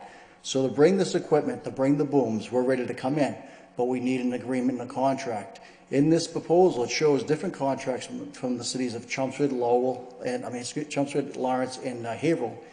And they didn't put it off a bid. They seen the need for Clean River to come in and take care of this problem. You guys got a lot more because you got homeless all over your banks, and it's a mess out there. So you got a different challenge here. But last year, I did a program where I would walk on the banks and meet the homeless, give them trash bags, and say, I'll be back next Tuesday. I'd give them rakes, and they would keep it clean. I'd go back next Tuesday. They would have all sit there waiting for me. They would rather work with me than me telling them to get out there. So anyways, we actually had that program last year, and it worked really well. I knew who was on hypodermic needles. I gave them, again, retained the containers. I took them back. These are different programs that Clean River can bring here and help you with the homeless. Instead of turning away your backs on that river out there, you got the biggest college here, put $1 billion in infrastructure, and the river's a mess. They got a crew team out there. They're calling us saying, hey, can you help us? It's a mess out here. You get the Parks Department who give tours. They call me, they email me and say, can you do something? You got the new DPW director, the new one last year. I was out there showing him. He was calling me because he was getting complaints. So anyways, I've been here a long time doing a lot of free stuff, but we can't do it no more. I'm ready to come in with the equipment, drop the booms, and it's you know, I put a budget together, a scope of operation, and I'm ready to come in. So I would like to see if we can move forward on this. I know the last administration, we did put a plan. We were ready to move, but the town manager stepped down, and everything got off the table. So I'm here again, asking if we can move forward on this. Councilor Kennedy and Councilor I Elliott. just want to just add two things, if I may. Go ahead. One is, just for your assurances, we've been certified by, I don't know the name of the company, in terms of how to handle hazardous waste. Right. So everybody who works for us on the river will have the necessary equipment, those heavy gloves, and have been certified and trained to handle the waste. And the other point I'd make is that, and this is not a point of putting pressure on everybody, but if we go through the bidding process and do all that, not only will you not find anybody else to do this, because we know that from experience, but you'll lose a whole season. If we do that, if we can get some action now, we can get on the river, and by the time everybody's out there and people are recreating, we can start working at it. But if we wait, it'll be another year before anything could happen. One other thing I wanted to show you, if I could lift up the slideshow right here. Can you pick that up right there? Every time it rains out, up north, all these cities and towns, Manchester, up north, Concord, Nashua, they're dumping raw sewage, and there's condoms, applicators, all this stuff coming here. And no one's out there trapping and cleaning. It's all washing up on your shorelines. This is something the booms actually collect. We can go in there and grab it and take it out. Instead of, you know, once we put the booms in place, we walk the shorelines cleaning up behind it so it's clean. So those booms are corralling all that stuff, so we don't have to go back and walk miles. And that's what these booms do. You know, I was telling you, last year, we cleaned up 13 homeless camps from Mass Environmental Trust. And one of these buckets right is water bucket. We actually cleaned out 2,000 needles out of the 13 homeless camps. You got homeless camps out there that are just loaded. We even touched it. We identified them. We're not going to go near them until we have the funding and go clean them. But I just want to show you some of what's going on here. And I want to educate you guys, because every time it rains, it shows you how many millions of gallons right here is being dumped on you guys upriver from Manchester and Nashville. So my job is to educate you guys also, so you know what's going upriver, what's coming at you guys. So when it's raining out right now, they're dumping. So just to let you guys know. And it's not just sewage, it's plastics, it's condoms, applicators, toothpicks, all that stuff. Deplorable stuff is coming here. So this is what my company does, is trap and remove deplorable stuff and walk the banks and bag and tag and clean. You got a different demographics because you got homeless all over, and we're willing to work with you guys on that also. So we need to start somewhere. So Councilor Kennedy has a question, please. Sure. Yeah, I remember when you came 2 years ago, and I think at the time, if I remember correctly, what you were looking for was $25,000, and what you were hoping to get $25,000 from every community along the river. Yes. And that it didn't matter how big or small the community was, if they were along the river, everybody was expected to. That's my recollection, anyways. Yes. You were looking to get 25 grand from everybody. And I ended up going to the city manager for you, and we had committed to the $25,000 a year. But I'm not so sure that it was because it was a change in administration. I think that at the time you were still in the process of getting the green light from the other communities, and then it just sort of, we never heard back that you did all that. But I do think that, and I think probably everybody here will agree with me, that the river is important to Lowell. It's important to the entire Merrimack Valley, and this is a good project, and I think what you do is good. But I also think that what it requires is cooperation from the other members of the Merrimack Valley community, if I can put it that way, so that everybody needs to participate. And more than that, and it would be good if you got everybody in Massachusetts to participate, but really you need to get New Hampshire on board as well. You know, maybe not right away, but New Hampshire is, I mean, it does no good for us to clean up. It does some good, but it's not that good if we clean up but New Hampshire's just sending the stuff down. And you may remember, I'm sure you do, a few years ago when I think it was in Concord, some company let out these little filters that were maybe 2 inches in diameter or 1 inch in diameter, and there were 1 million of them. And they even came up on the beach at Plum Island, I think. And you're probably still finding those, Rocky, when you go and look. But, you know, I would be one that would support getting on board, having the city get on board with this and commit to this. But I also think that it's fair that every community do that, at least along the river on both sides in Massachusetts. And I think you would have to agree with that as well. If I could address that, and Mayor, I don't know if you've been to the city managers meetings. I guess they have them every month. I don't know how often they have them. But we spent almost 2 years trying to accomplish exactly what you're suggesting, sir. And we met with every city, like we're meeting with you folks now, and then it got pushed up to a commission. They decided that the Merrimack Valley Planning Commission would coordinate it, but because of the way Massachusetts towns run, nobody could agree. One city wanted control of one element of it. One city felt that they weren't dumping enough trash as the other city, so they should pay less. And the whole idea of the coalition turned out to be unacceptable to everybody. The politics of it became impossible, and the allocation between the various cities. So we've decided that it's probably best to try to just get any city we can that has a problem like you do to hire us to help you do it. Because the coordination aspect of it, unfortunately, just didn't work because of the nature of city government and the nature of the politics of the Merrimack Valley. Well, but I think part of it is that cities connect much more quickly. For a lot of the towns, they need to go to town meeting to get the money. So for them, it's just, that happens in the spring at different times, sometimes in April, sometimes in May. If I remember correctly, you live in a town, right? Yeah, I live in Amesbury, yes. Yeah. Yes.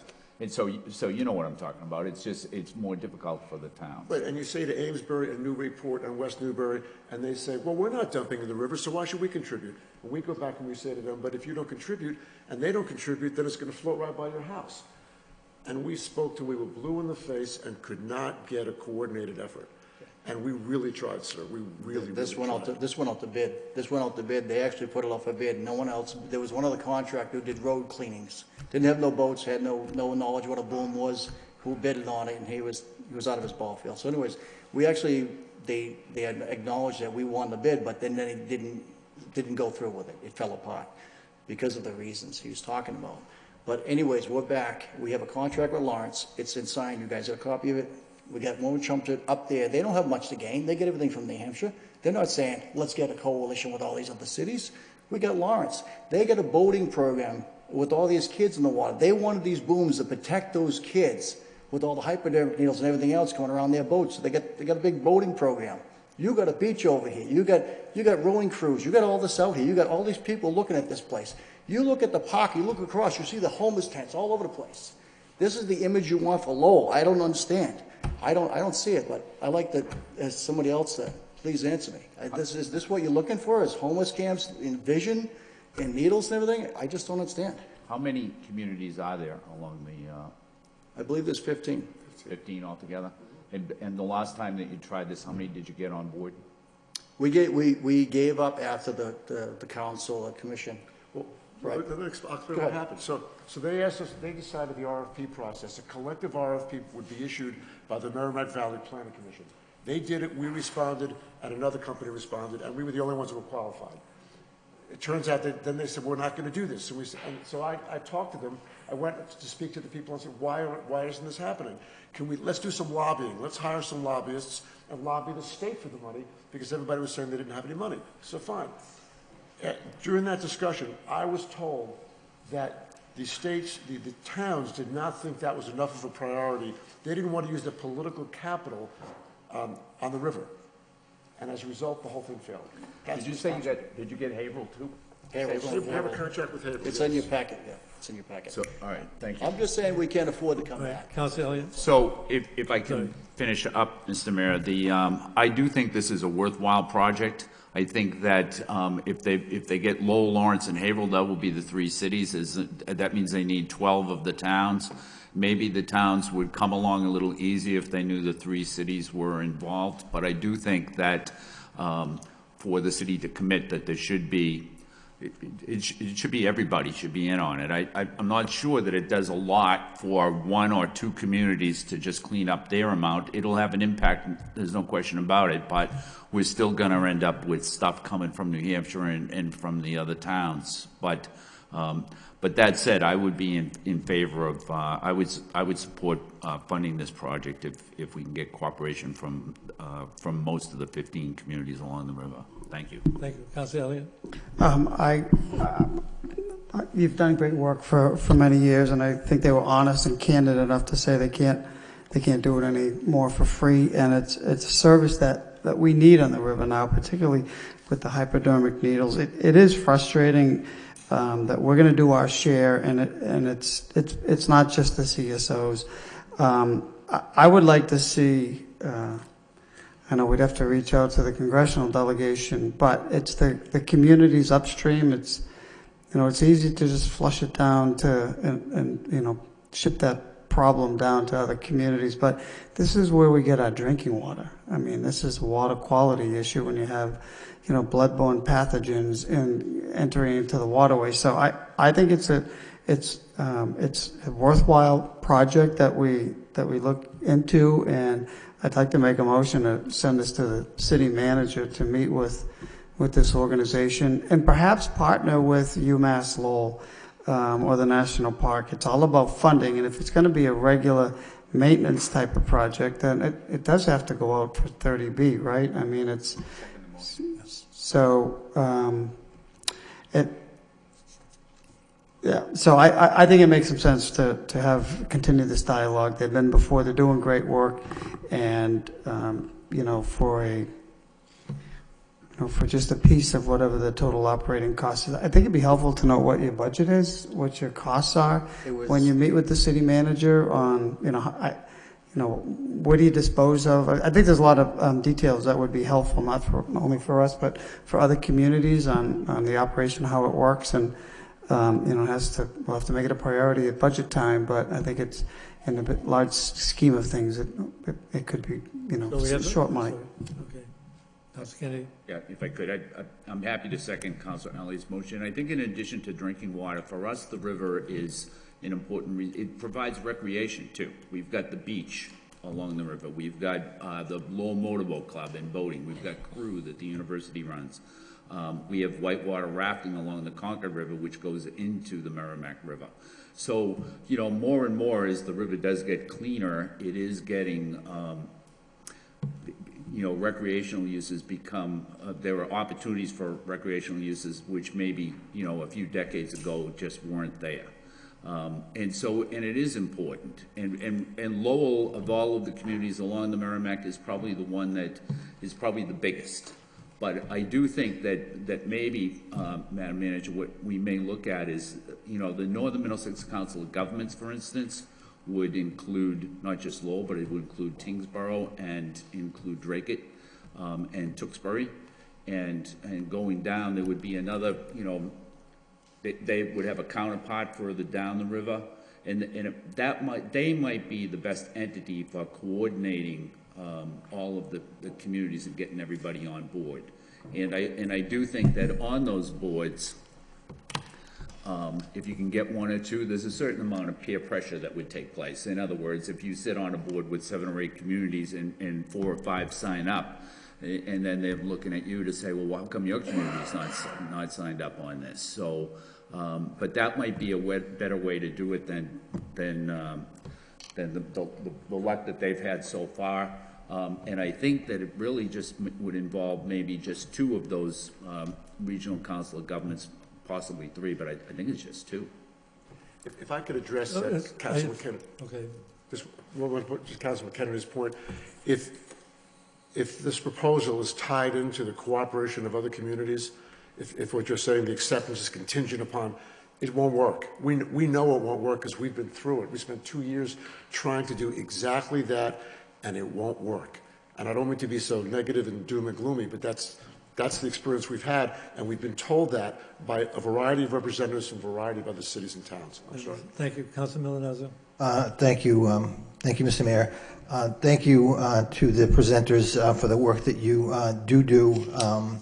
And as the manager can tell you, the guidelines under the MCPPO, the public procurement regulations, have changed recently. So again, going out to public bid, we may just have to get quotes as opposed to, going through a very detailed, I know on the federal side it's changed up to $50,000. But that being said, I was an original member of the Merrimack River Watershed Council going back 30 years. And when my mother-in-law passed away this past January, she's lived in the Merrimack River since 1966. She asked for donations in her name to go to the Merrimack River Watershed Council to clean up the river. So this is something that's near and dear to me, and I think that I don't want to be part of a council that the Clean River Project stops in this chamber. It just can't happen, in my opinion, because we obviously, with Lawrence already on board and with Haverhill on board, Lowell has to, in my opinion, be on board. So I'll support the motion to refer to the city manager with the caveat that this does have to happen. And as the folks here said, they'd like to get it done yesterday in order to make sure that they can get the recreational season this year on the Merrimack to the point where people aren't looking at hypodermic needles and other debris, in the river. So this is something that I'm going to support and ask you, Madam Manager, to make it a priority to get back to these folks and see what we can do in order to cooperate with the other cities along the river. Thank you. Thank you. Councilman Mercia. Thank you, Mr. Mayor. I want to go on record in support of this proposal too, so that we can add our fair share into it. And it's a shame if the other communities don't support you, but whether they do or not, I feel that we should contribute something, and they're not asking for very much considering all the work that I know that you and your crew have done. And I want to personally thank each and every one of you there.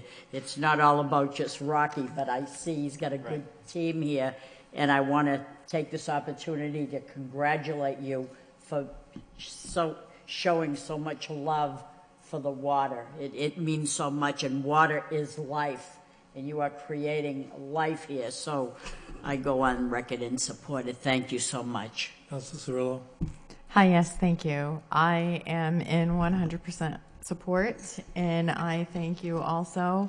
I'm out there trying to help clean up the area too, and so I feel it's very important, and thank you for all that you do. Thank you. Okay. Mr. Conway. Yeah, thank you, Mr. Mayor. And again, I also want to echo what my colleagues have said. That I think it's extremely important. And I was born and brought up in the city, and which I think many of us here have been. And I will tell you that the rivers were absolutely in terrible, terrible condition. I mean, to the point where they really smelled. And you know, the city and community. I think what they did was they certainly helped to clean it up, and I think it's extremely important that we continue that process. And I think that one of the councilors just mentioned about, you know, bringing the university into it, bringing Middlesex into it. I think that one of the things that's so very important with the city of Lowell is that we have seen that when we gather our partners together, we can get a lot done. So I think that when you sit down with the city manager, I'm sure that you know, explain everything, and I would certainly want to support what you're doing too, because I think it's an extremely important thing, and I want to thank each and every one of you for that. Thank you. Thank you. I mean, thank you for this report. A motion was made and second to give this to the city manager. As everyone has stated, the river is our future. We know that, but we need the city manager to give us a report as to what proper steps need to be taken in order to have something like this happen. Thank you. Thank you. Okay. Next, we have under miscellaneous, Harry Torticare, Green Community Choice Power Program, requests permission to address the City Council regarding Community Choice Power Program.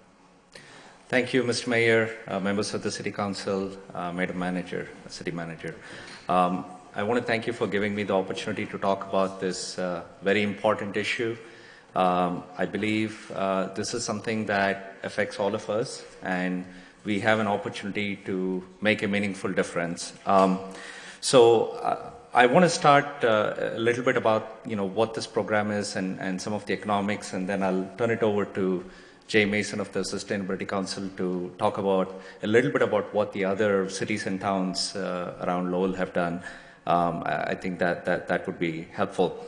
So with the new state law that Governor Baker has signed, that increases the target for renewable energy to be part of the overall mix. We are now looking at, you know, by 2030 to be at a 35% target instead of the 25% that we were going to be at, right? So I know that this council in 2017, you know, voted to support sort of 100% renewable energy, you know, target as an aspirational goal. So to that extent, you know, how do we make that happen? So end of this year, we have the community choice aggregation contract that is coming up for renewal. You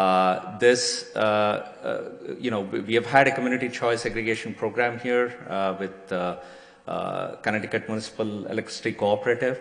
The issue is the rates that we currently have with National Grid. We are at 13.7 cents per kilowatt hour. And if you look at, and I didn't include this in the package, but I'm happy to provide this.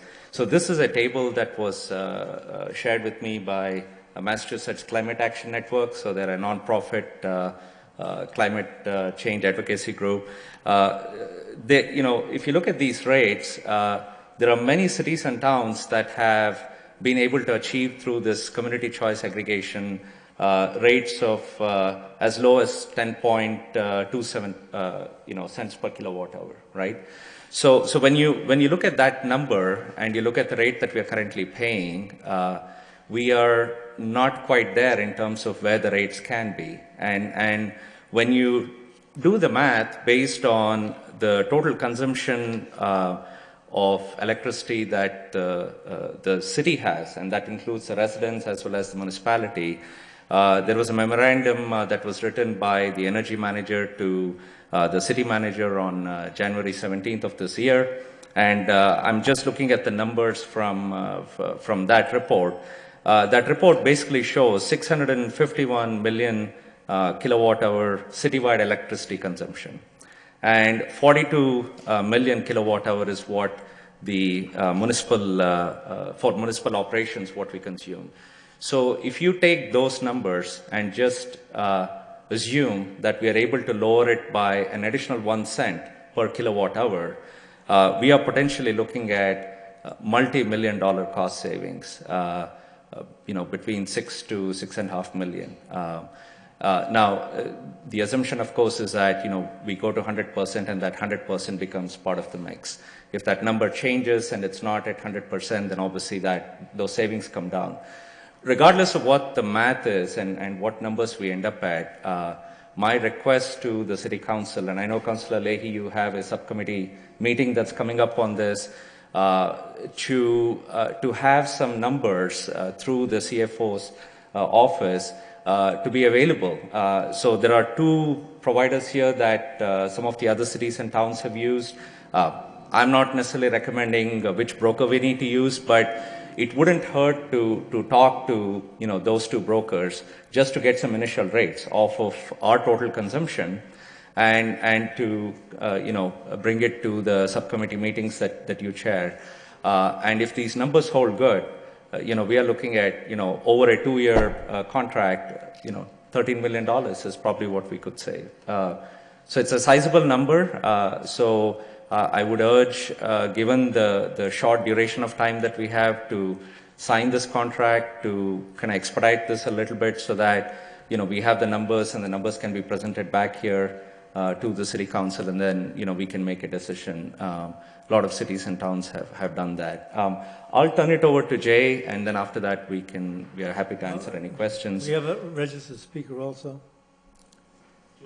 Okay, sorry. Thank you, Jay. Thank you. Good evening, Madam Manager and distinguished City Council. Thanks for giving us this time. And I just want to make the point, I'm here as a private citizen. I'm not here to promote the Sustainability Council or talk in capacity as a councilor.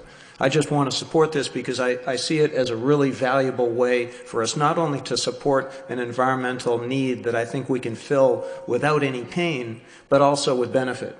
We can do this. We can support our Road to 100% Renewable resolution, which we all passed as a city about 18 months ago. We can save money. You talked about the savings. I was looking at it. My bill is around $150 a month, my electric bill. So if I'm saving 10 or 20% because I'm moving to a lower rate, I'm saving somewhere between $15 and $22, $23 a month. That's real money to me and my family. So I think that's a great reason. But also, we'd be lowering our greenhouse gas emissions in support of the Paris Agreement, which we also signed on to, along with 300 other communities in the country.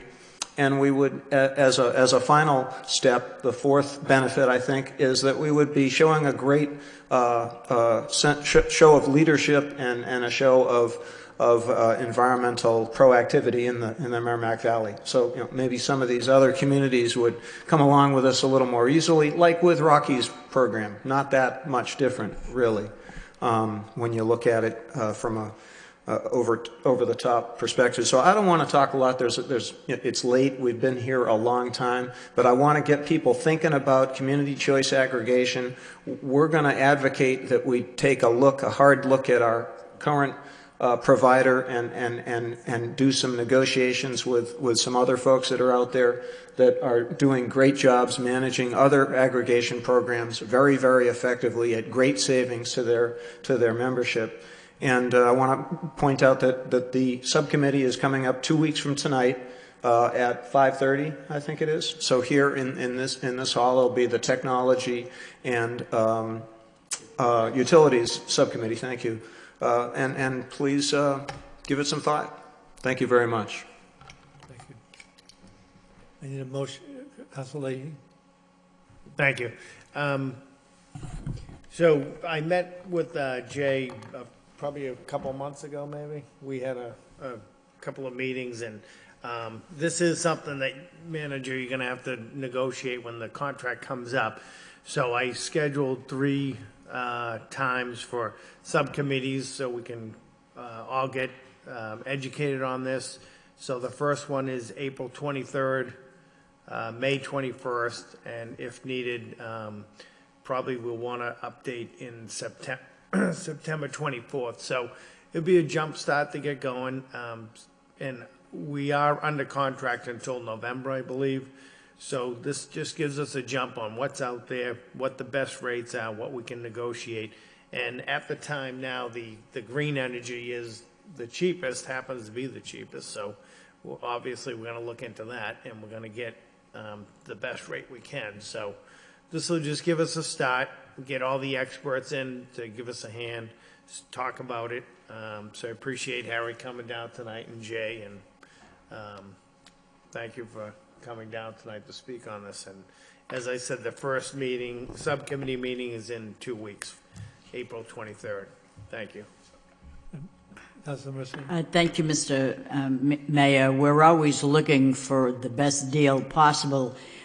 Through you to the city manager, Manager Donahue, don't we have Michael Vaughn in purchasing? Don't we have him look to see the best deal, and he aggregates it for a proportion of the consortium of the city to go under? Wasn't it Connecticut something?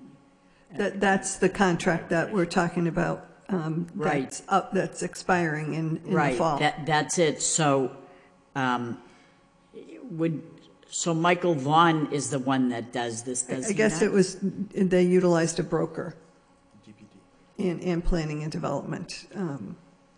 And they'll do the same this time, but will they take in consideration what these people have just Well, said? we'll meet with, planning and development, and also, discuss in terms of on a go forward. So this is good information to have and Yes, to it bring is. back to the Yes, it subcommittee. is. Thank you so much. Good presentation. We could have a motion to actually refer this to the Subcommittee on Technology and Utilities by Council Kennedy, second by Council Cirillo. Thank you. Thank you. Next, we have motions by the city councilors. First motion is by Councilor Conway and Councilor Elliott. Doesn't need a second. Requires city manager meet with the appropriate department heads to explore the feasibility and appropriateness of developing a decorative median strip for Andover Street. Councilor Conway. Yeah, thank you, Mr. Mayor. I think that it's, excuse me, it's an area that people have talked about for a number of years, actually for decades. It has been mentioned in the city council a number of times too, but there's a tremendous frustration by the people in the neighborhood that it's not a safe area. People go at extremely high speeds, and I think one of the problems that we have, and it's pretty obvious, is the fact that the street is extremely wide. And in order for individuals to cross the street, and I've seen it numerous times, it's very dangerous. You see, you see 10-year-olds and 12-year-olds trying to cross that street, and it's people don't stop. Now, at the corner of Douglas Road and Andover Street, there were some lights that were put up, which I think, taking a look at them, I think it certainly does help. However, students coming from those schools, as soon as that button is pressed and they see the lights, as we've talked about before, they immediately start to cross, and I will tell you that cars do not stop. So there is, again, a danger, and I think that when I've talked to certain people, a number of people, and we need to narrow that street somehow. At one time, a number of years ago, there was 4 lanes, and then it again, so many accidents have taken place. I think it was last week or last weekend there was a 3-car crash with one car on its roof. So in other words, when you tip a car over like that, you're really speeding along. So I think that all I'm saying here is I'd like to have the city manager and your team take a look at that as a, excuse me, as a possibility of putting some periodic medium strips down that street, and I think that in itself would I think slow things down because we're trying to make it as safe as possible. Some data just came in from the traffic engineer that I mean I was kind of shocked at it. There's on a daily basis there's more than 18,000 cars travel Andover Street on a daily basis. So again, I'd be looking forward to the report, and if we can do something to slow that traffic down and make things safer for the neighborhood, I think that I think it would be a great thing that if it happened. Thank you. No, I'll wait for the report. I think we need a plan. We've been talking about this for.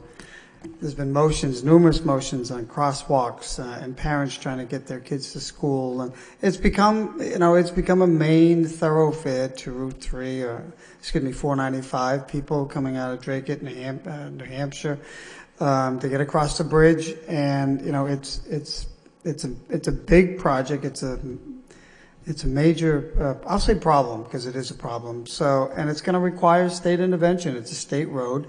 And we've tried all types of traffic calming measures. I think it's going to require the construction of a significant median, and I don't mean guardrails. I mean something that's decorative, that will divide the road, that will narrow that pathway, because people are flying, and we all know this. I don't want to go on about it, but I do think it's a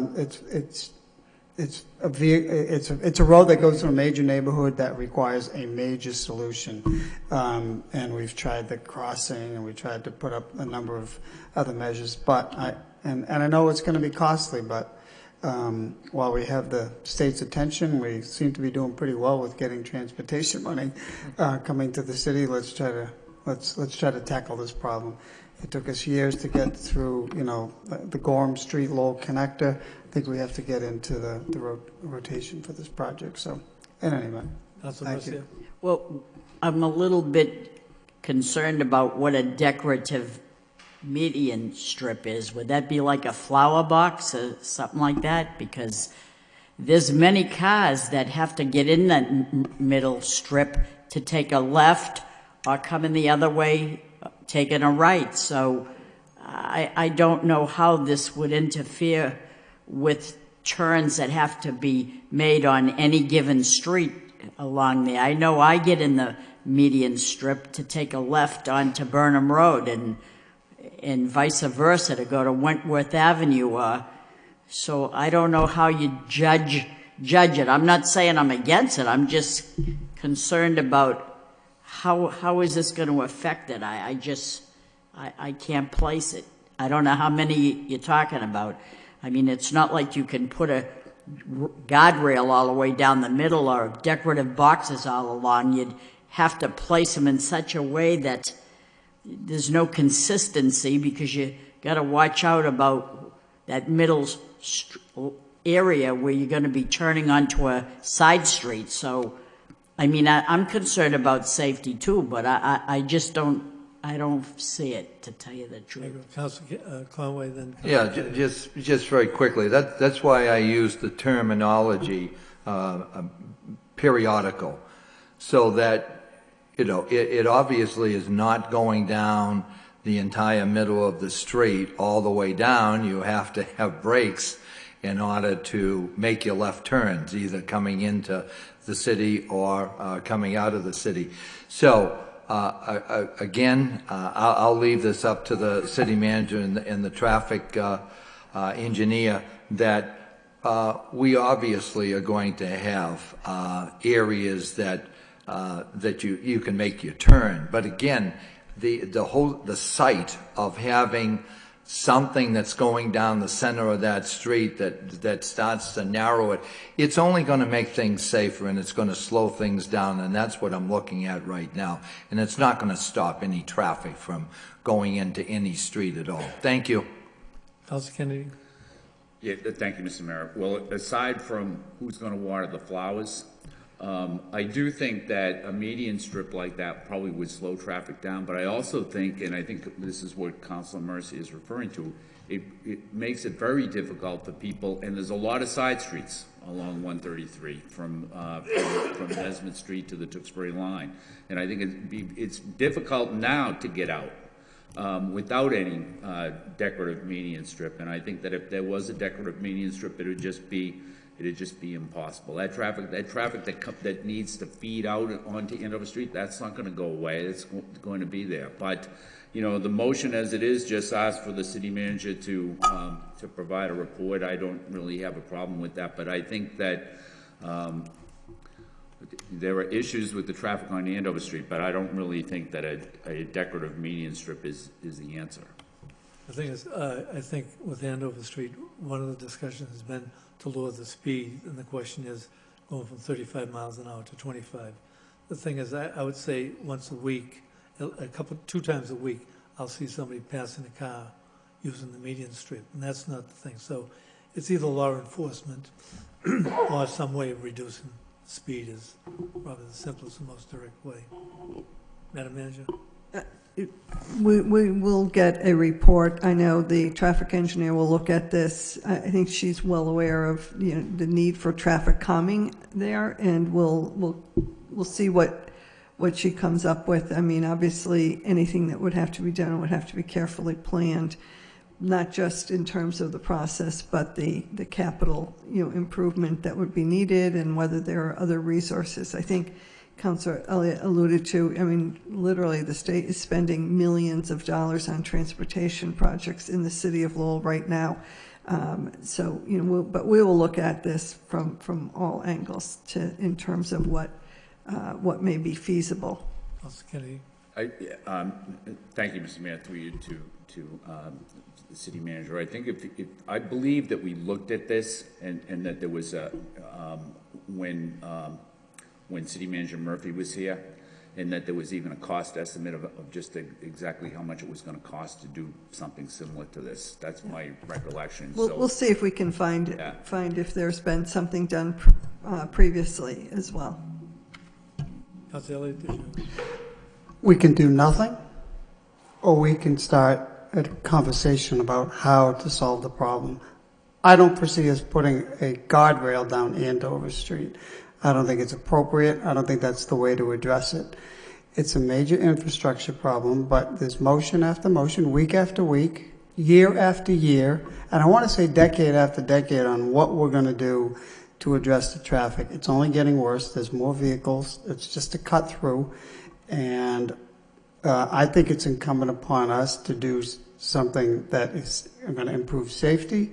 It's going to restrict the way the vehicles travel on that road right now, and it's going to be a significant investment the state is going to have to make. 18,000 cars, and we'll have to look at crash data. We put up speed radar guns. We've done everything from A to Z, and nothing is working. So do we think it's going to be this long strip the entire length where people can't access their roads? Of course not. But that's why we hired traffic engineers and consultants, as they have done with every other project. So I just feel that we need to start this on we've exhausted every other option, in my opinion. It's not going away. It's going to get worse, and that's why I filed the motion. So thank you, Mr. Mayor. Councilor Lee. Thank you. Through you to the manager. Where are we with the retired police contract so they can work details? That's a home rule petition, which we sent down to the State House, and so it's in the process. All right. How long does something like that usually take? It depends. They're just not, well, we'll ask our senator. They're just now assigning bills, and so home rule petition, I'm not sure if it has been assigned yet or not to a committee. but it will go through the committee process. Okay. I mean, in my eyes, enforcement is a way to calm traffic down, something like this. Once this bill passes and we can get more guys out there, I mean, it's going to pay for itself and more. And then people are going to eventually just get the hint that you can't speed down the street. And, there's a lot of roads in Lowell that could use enforcement, so. We still have to negotiate the language with both unions, but we did start the process when the council voted on the home rule petition and sent it down so that the legislature could get started. Okay, all right. So maybe by July we'll have a contract? Oh, I don't know about that. You know how the Massachusetts legislature is. All right. Next, motion by Councilor Mercier, request the city manager to have developmental services address neighborhood concerns at 85 11th Street, such as boarding house occupants and status, and give a full report to City Council. Second. Need a second by Councilor Cirillo. Yes. Mercier. We did have, every city councilor must have got the email from different residents that were concerned about that property. I did have a call today from the gentleman that said, that owns the property, says there's no violations there. That's not up to me to say, so the motion speaks for itself. If we could just have someone check that out, thank you. Councilor Cirillo. Yes, this is an excellent motion by Councilor Mercier, and it's very important that we look into it. And I also wanted to mention that since the motion is regarding neighborhood concerns, I was at the Highland neighborhood meeting the other day, and we've been having a lot of issues with 36 to 38 Highland Avenue. I left some photos on your desk, and they're running a construction business out of that house, and that needs to stop. The red truck in the photo is, beeping their horn and revving their engine at 5:36 in the morning, and they have said to their neighbors, well, we can do whatever we want. We're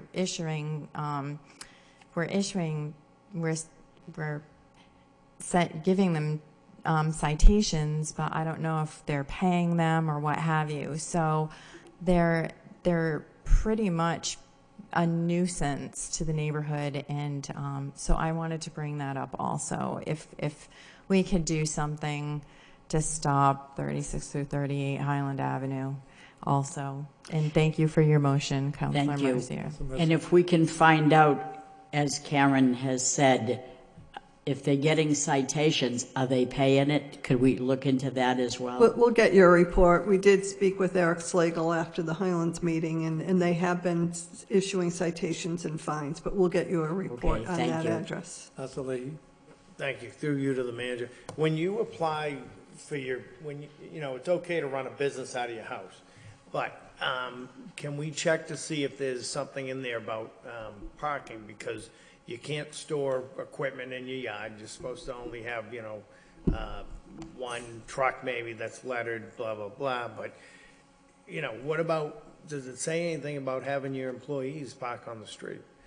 That should probably be in there. I mean, if you can't store your equipment, whether it's ladders or anything you need, lawnmowers, things like that, whatever type of business you run, there should be something in there. And if it's not, it's missing, that if your employees park at your house during the day, that's worse than storing your equipment in the yard, in my eyes.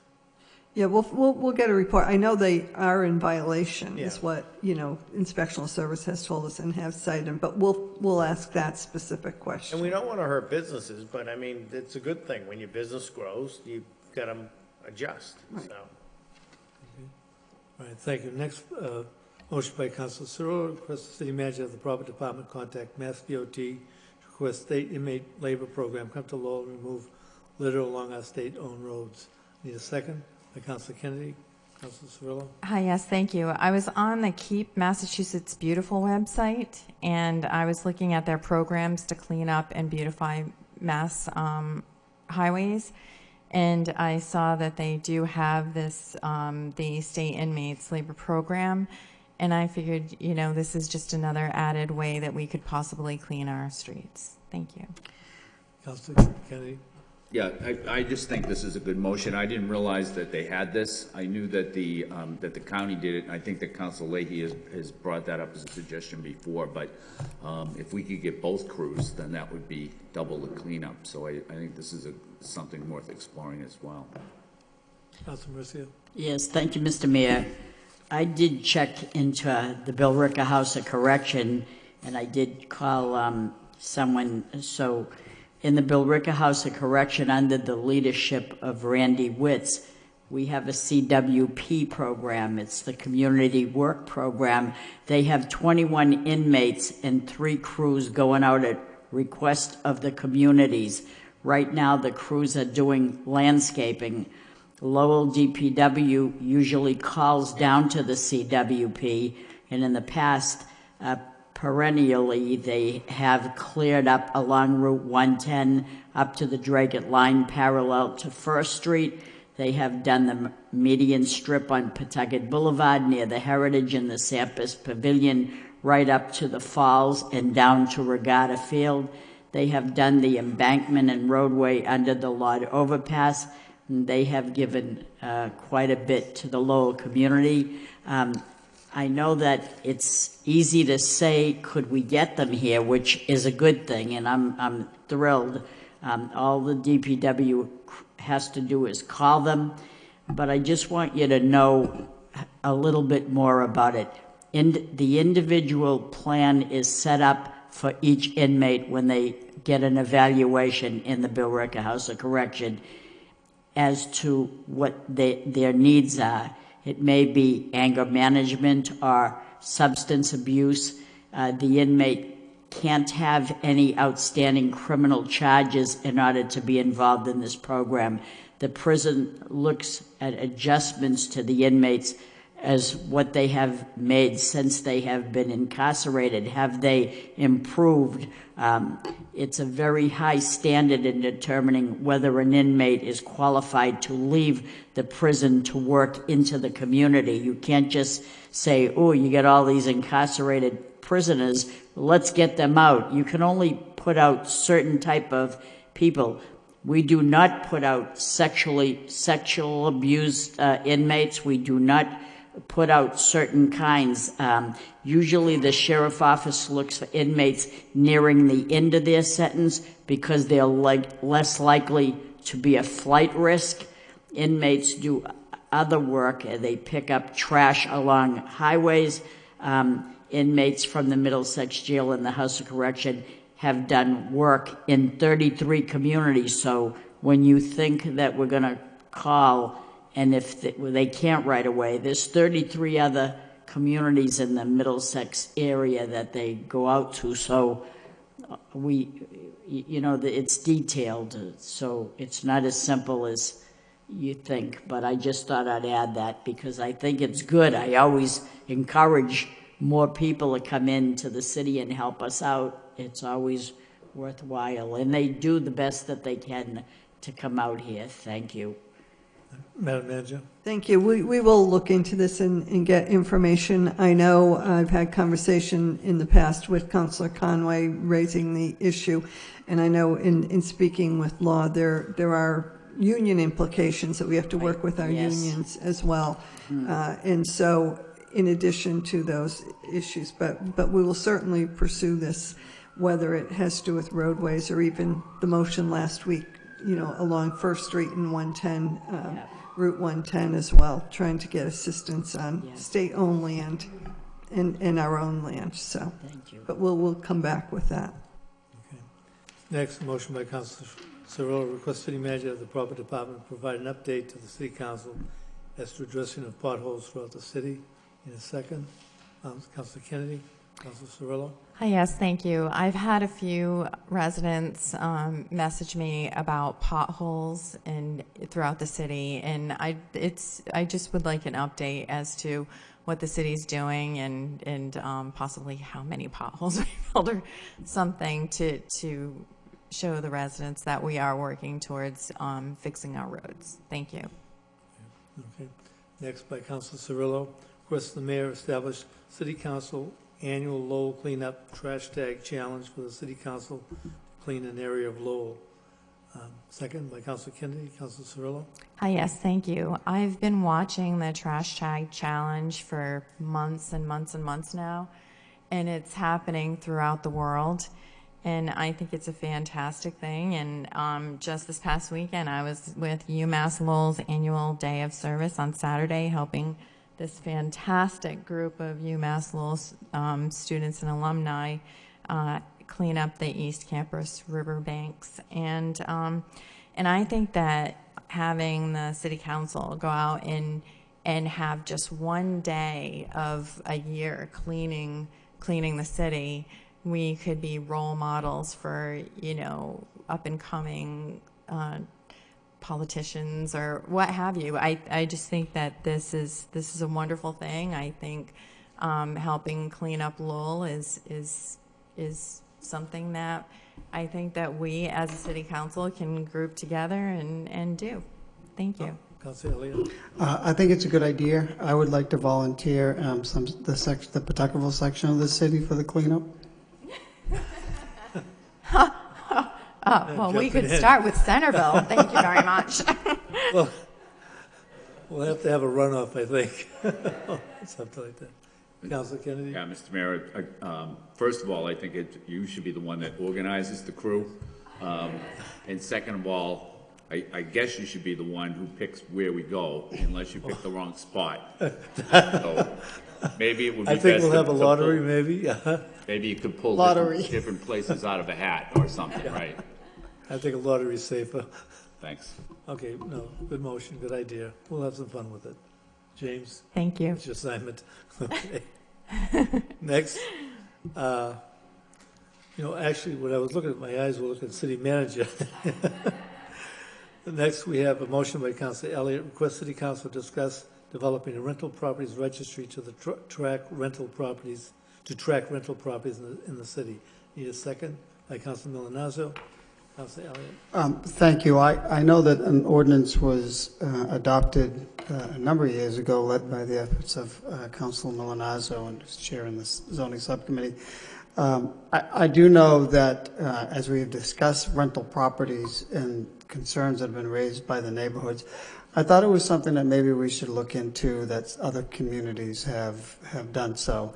Particularly for a number of reasons, certainly tracking sanitary code inspections or those units that are not in compliance. But secondly, a lot of absentee landlords will be required to register their property, not a cost to the city. The onus falls on the property owners. So I'd just like you to look into it, Madam Manager, to see if it makes sense. I think it does. I mean, I know that we have a database of, properties through the assessor's office, but we all, more often than not, we're finding out that units are being rented. Are they being properly rented? And this could be an opportunity to enforce our zoning regulations as well as sanitary code, and just to, quite frankly, track those units that are either legal or not legal, and those that are being rented and they're not, that they're not registered. So I'm not sure if there'll be any kickback from property owners. I suspect there might be, but in large part, those individuals that came before the subcommittee on numerous occasions, they are the ones that are in compliance. So that's the motion. I look forward to the response. I know the city of Boston does it, the city of Somerville, and those are also communities that have large colleges that they see increase in rental units. So that's the motion. Okay. Next motion by Councilor Elliott, request the city manager / health director report on e-cigarettes, vaping regulations, and outreach programs to inform the public of health risks. Second by Councilor Cirillo. Councilor Kennedy. Elliott. Thank you, Mr. Mayor. I'll be brief because I know we have there's more business, but I look forward to this. I know this is governed by the first of all, the state legislature has a statute set up, but secondly, it's the Board of Health that administers the regulations. I think this is a growing concern. Certainly the Surgeon General has called this the next public health crisis. These large firms, Jewel, I suppose, is the major company that they're marketing this product to young adults or the youth. I understand you can't buy them. Massachusetts increased the age to 21. Again, but the city of Somerville the Board of Health implemented more strict regulations where menthol and e-cigarettes are restricted. So I would like the board, or you and the Board of Health at least, to look into it to see what other measures can we put in place. I did contact the Director of Health and Human Services, and the tobacco liaison did indicate, what the regulations are, but I think we have to get to the next generation of youth. This is just another substitute for cigarettes, in my opinion, and I think the dangers are more great. A vape pod is like smoking a pack of cigarettes. So I think it's important for us to try to get ahead of this, and knowing that this company, that Jewel, is bringing on these big, high-paid lobbyists and firms to market this. So that's the motion. I know there are some limitations based on state statute, but whatever we can do to restrict access, in my opinion, would be beneficial. So thank you, Mr. Mayor. I think it's worse than smoking, actually. It is problematic. Councilor Mercia. I think what's shocking to me is that Martha Coakley is the spokesperson for Jewel. I don't get that. Okay, all right. Next, we have a motion by Councilor Leahy, request the manager provide update regarding pest control in the Lowell Public Schools. Second. Second by Councilor Mercia. Thank you. Through you, the manager. If we could just get an update. Seemed like there was a lot of misinformation this week with the mice at some of the schools, and it was reported that, they were just wrong on what they reported. So if we could get a correct report on what they're doing, and obviously, we got to work together. So if there's something we need to do, then we have to do it. But it just enrages me that how much misinformation was out there this week, and it was foolish. So yeah, we'll get a report. I think for starters, the school department contracts with pest control services. It's not the city, but the school department. Right. But that being said, they have a new contract this year. And they have a method of reporting things, and the contractor has redoubled efforts. We'll get you all that information. We met with the superintendent and with Ricky Underwood today about a number of things, as we always do, including this issue. And I think, and one of the things that is important is that information is accurate. And, when the contractor went to one school in particular where someone said there was a infestation in the classroom, that classroom had never been reported. Right. And so that's a problem. And we've talked to the superintendent about that, and she's well aware of these things have to be reported and they have to be accurate. But the contract is with a company called Banner, and they contract that through their school food service contract, and so we are communicating with the school department about that.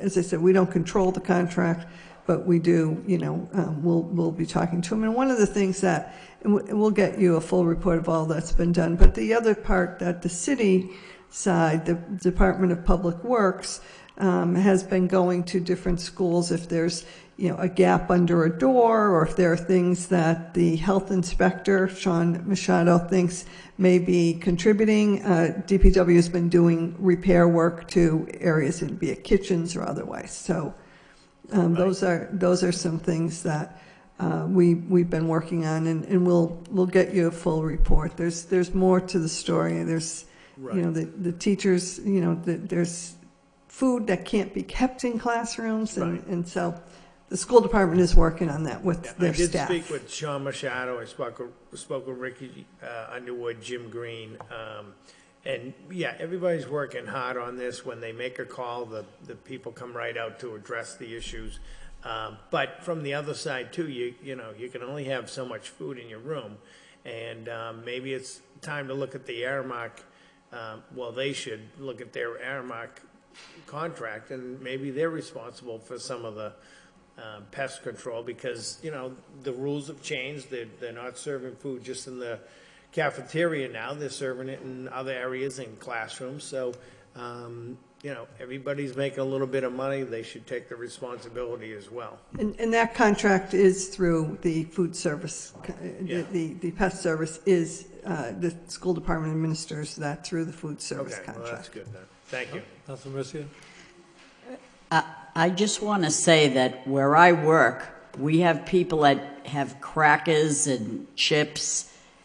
I don't see any mice that are coming in destroying anything, and we do have a pest control person. So I'm wondering if the bids went out and we get the cheapest price, and this company, are they up to snuff here? I don't know.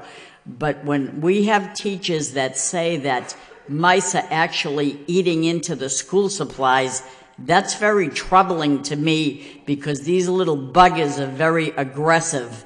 And so I'm wondering, what is the story here? I really don't know.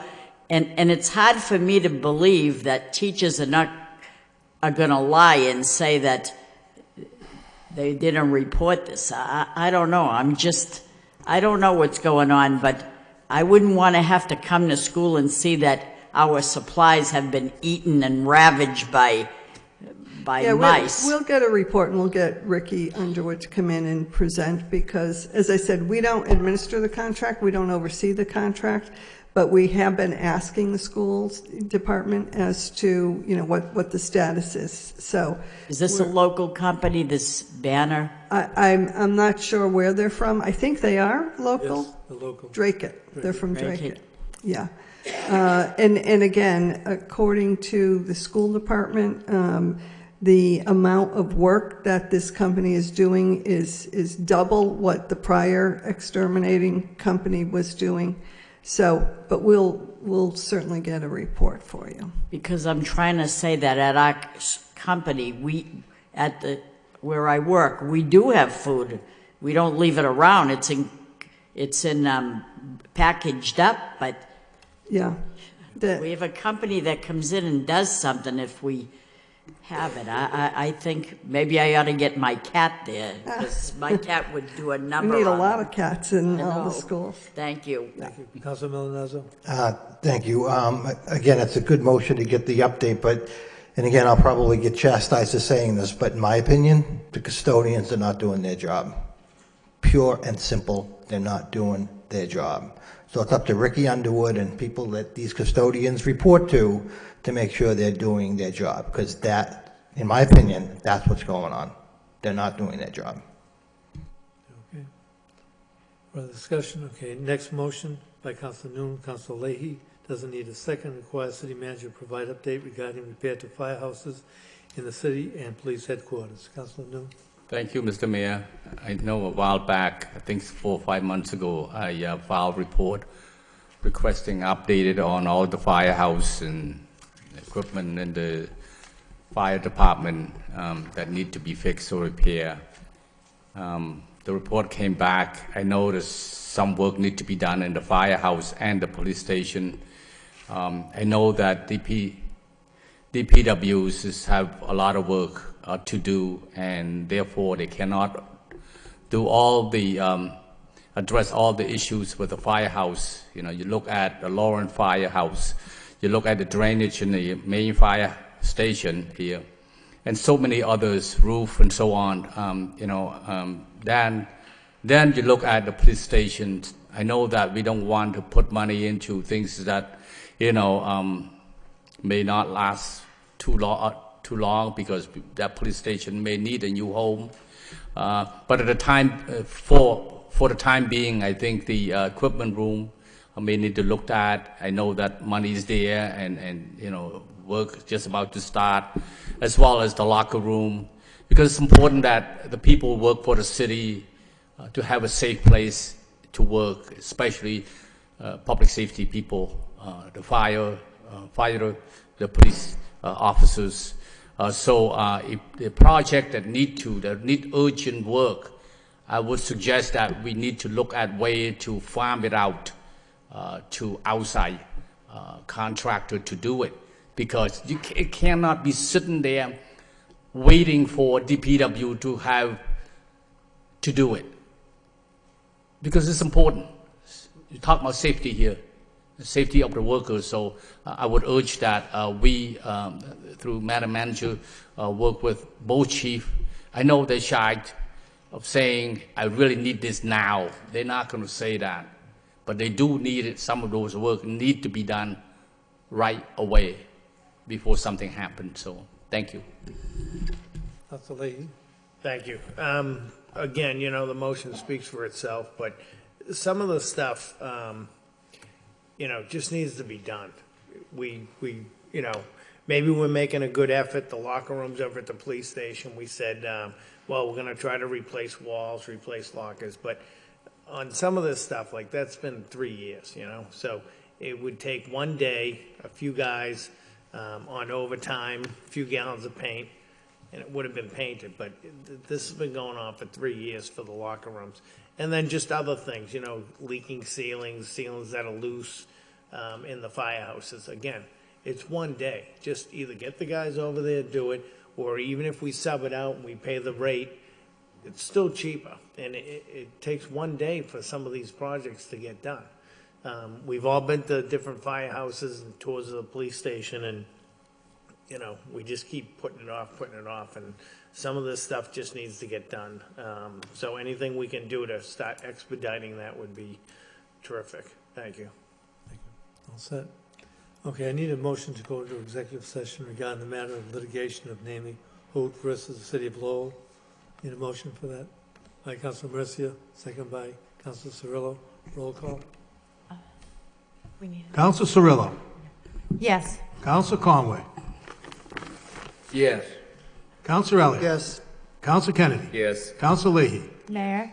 Councilor Mercia. Announcements. Councilor Milonazo. Yes. Councilor Noon. Yes. Announcements. Mayor Samaras. Yes. We just have a short time announcement. Yes. We need announcements. Do we? Very quickly, because we just. It's what It's for April is Sexual Assault Awareness Month, and Take Back the Night is happening this Thursday at 5:45, and it's hosted by the Center for Hope and Healing. I just wanted to let you know I look forward to seeing everyone there at the rally for Take Back the Night. Thank you so much. we will discharge from the executive session. Thank you.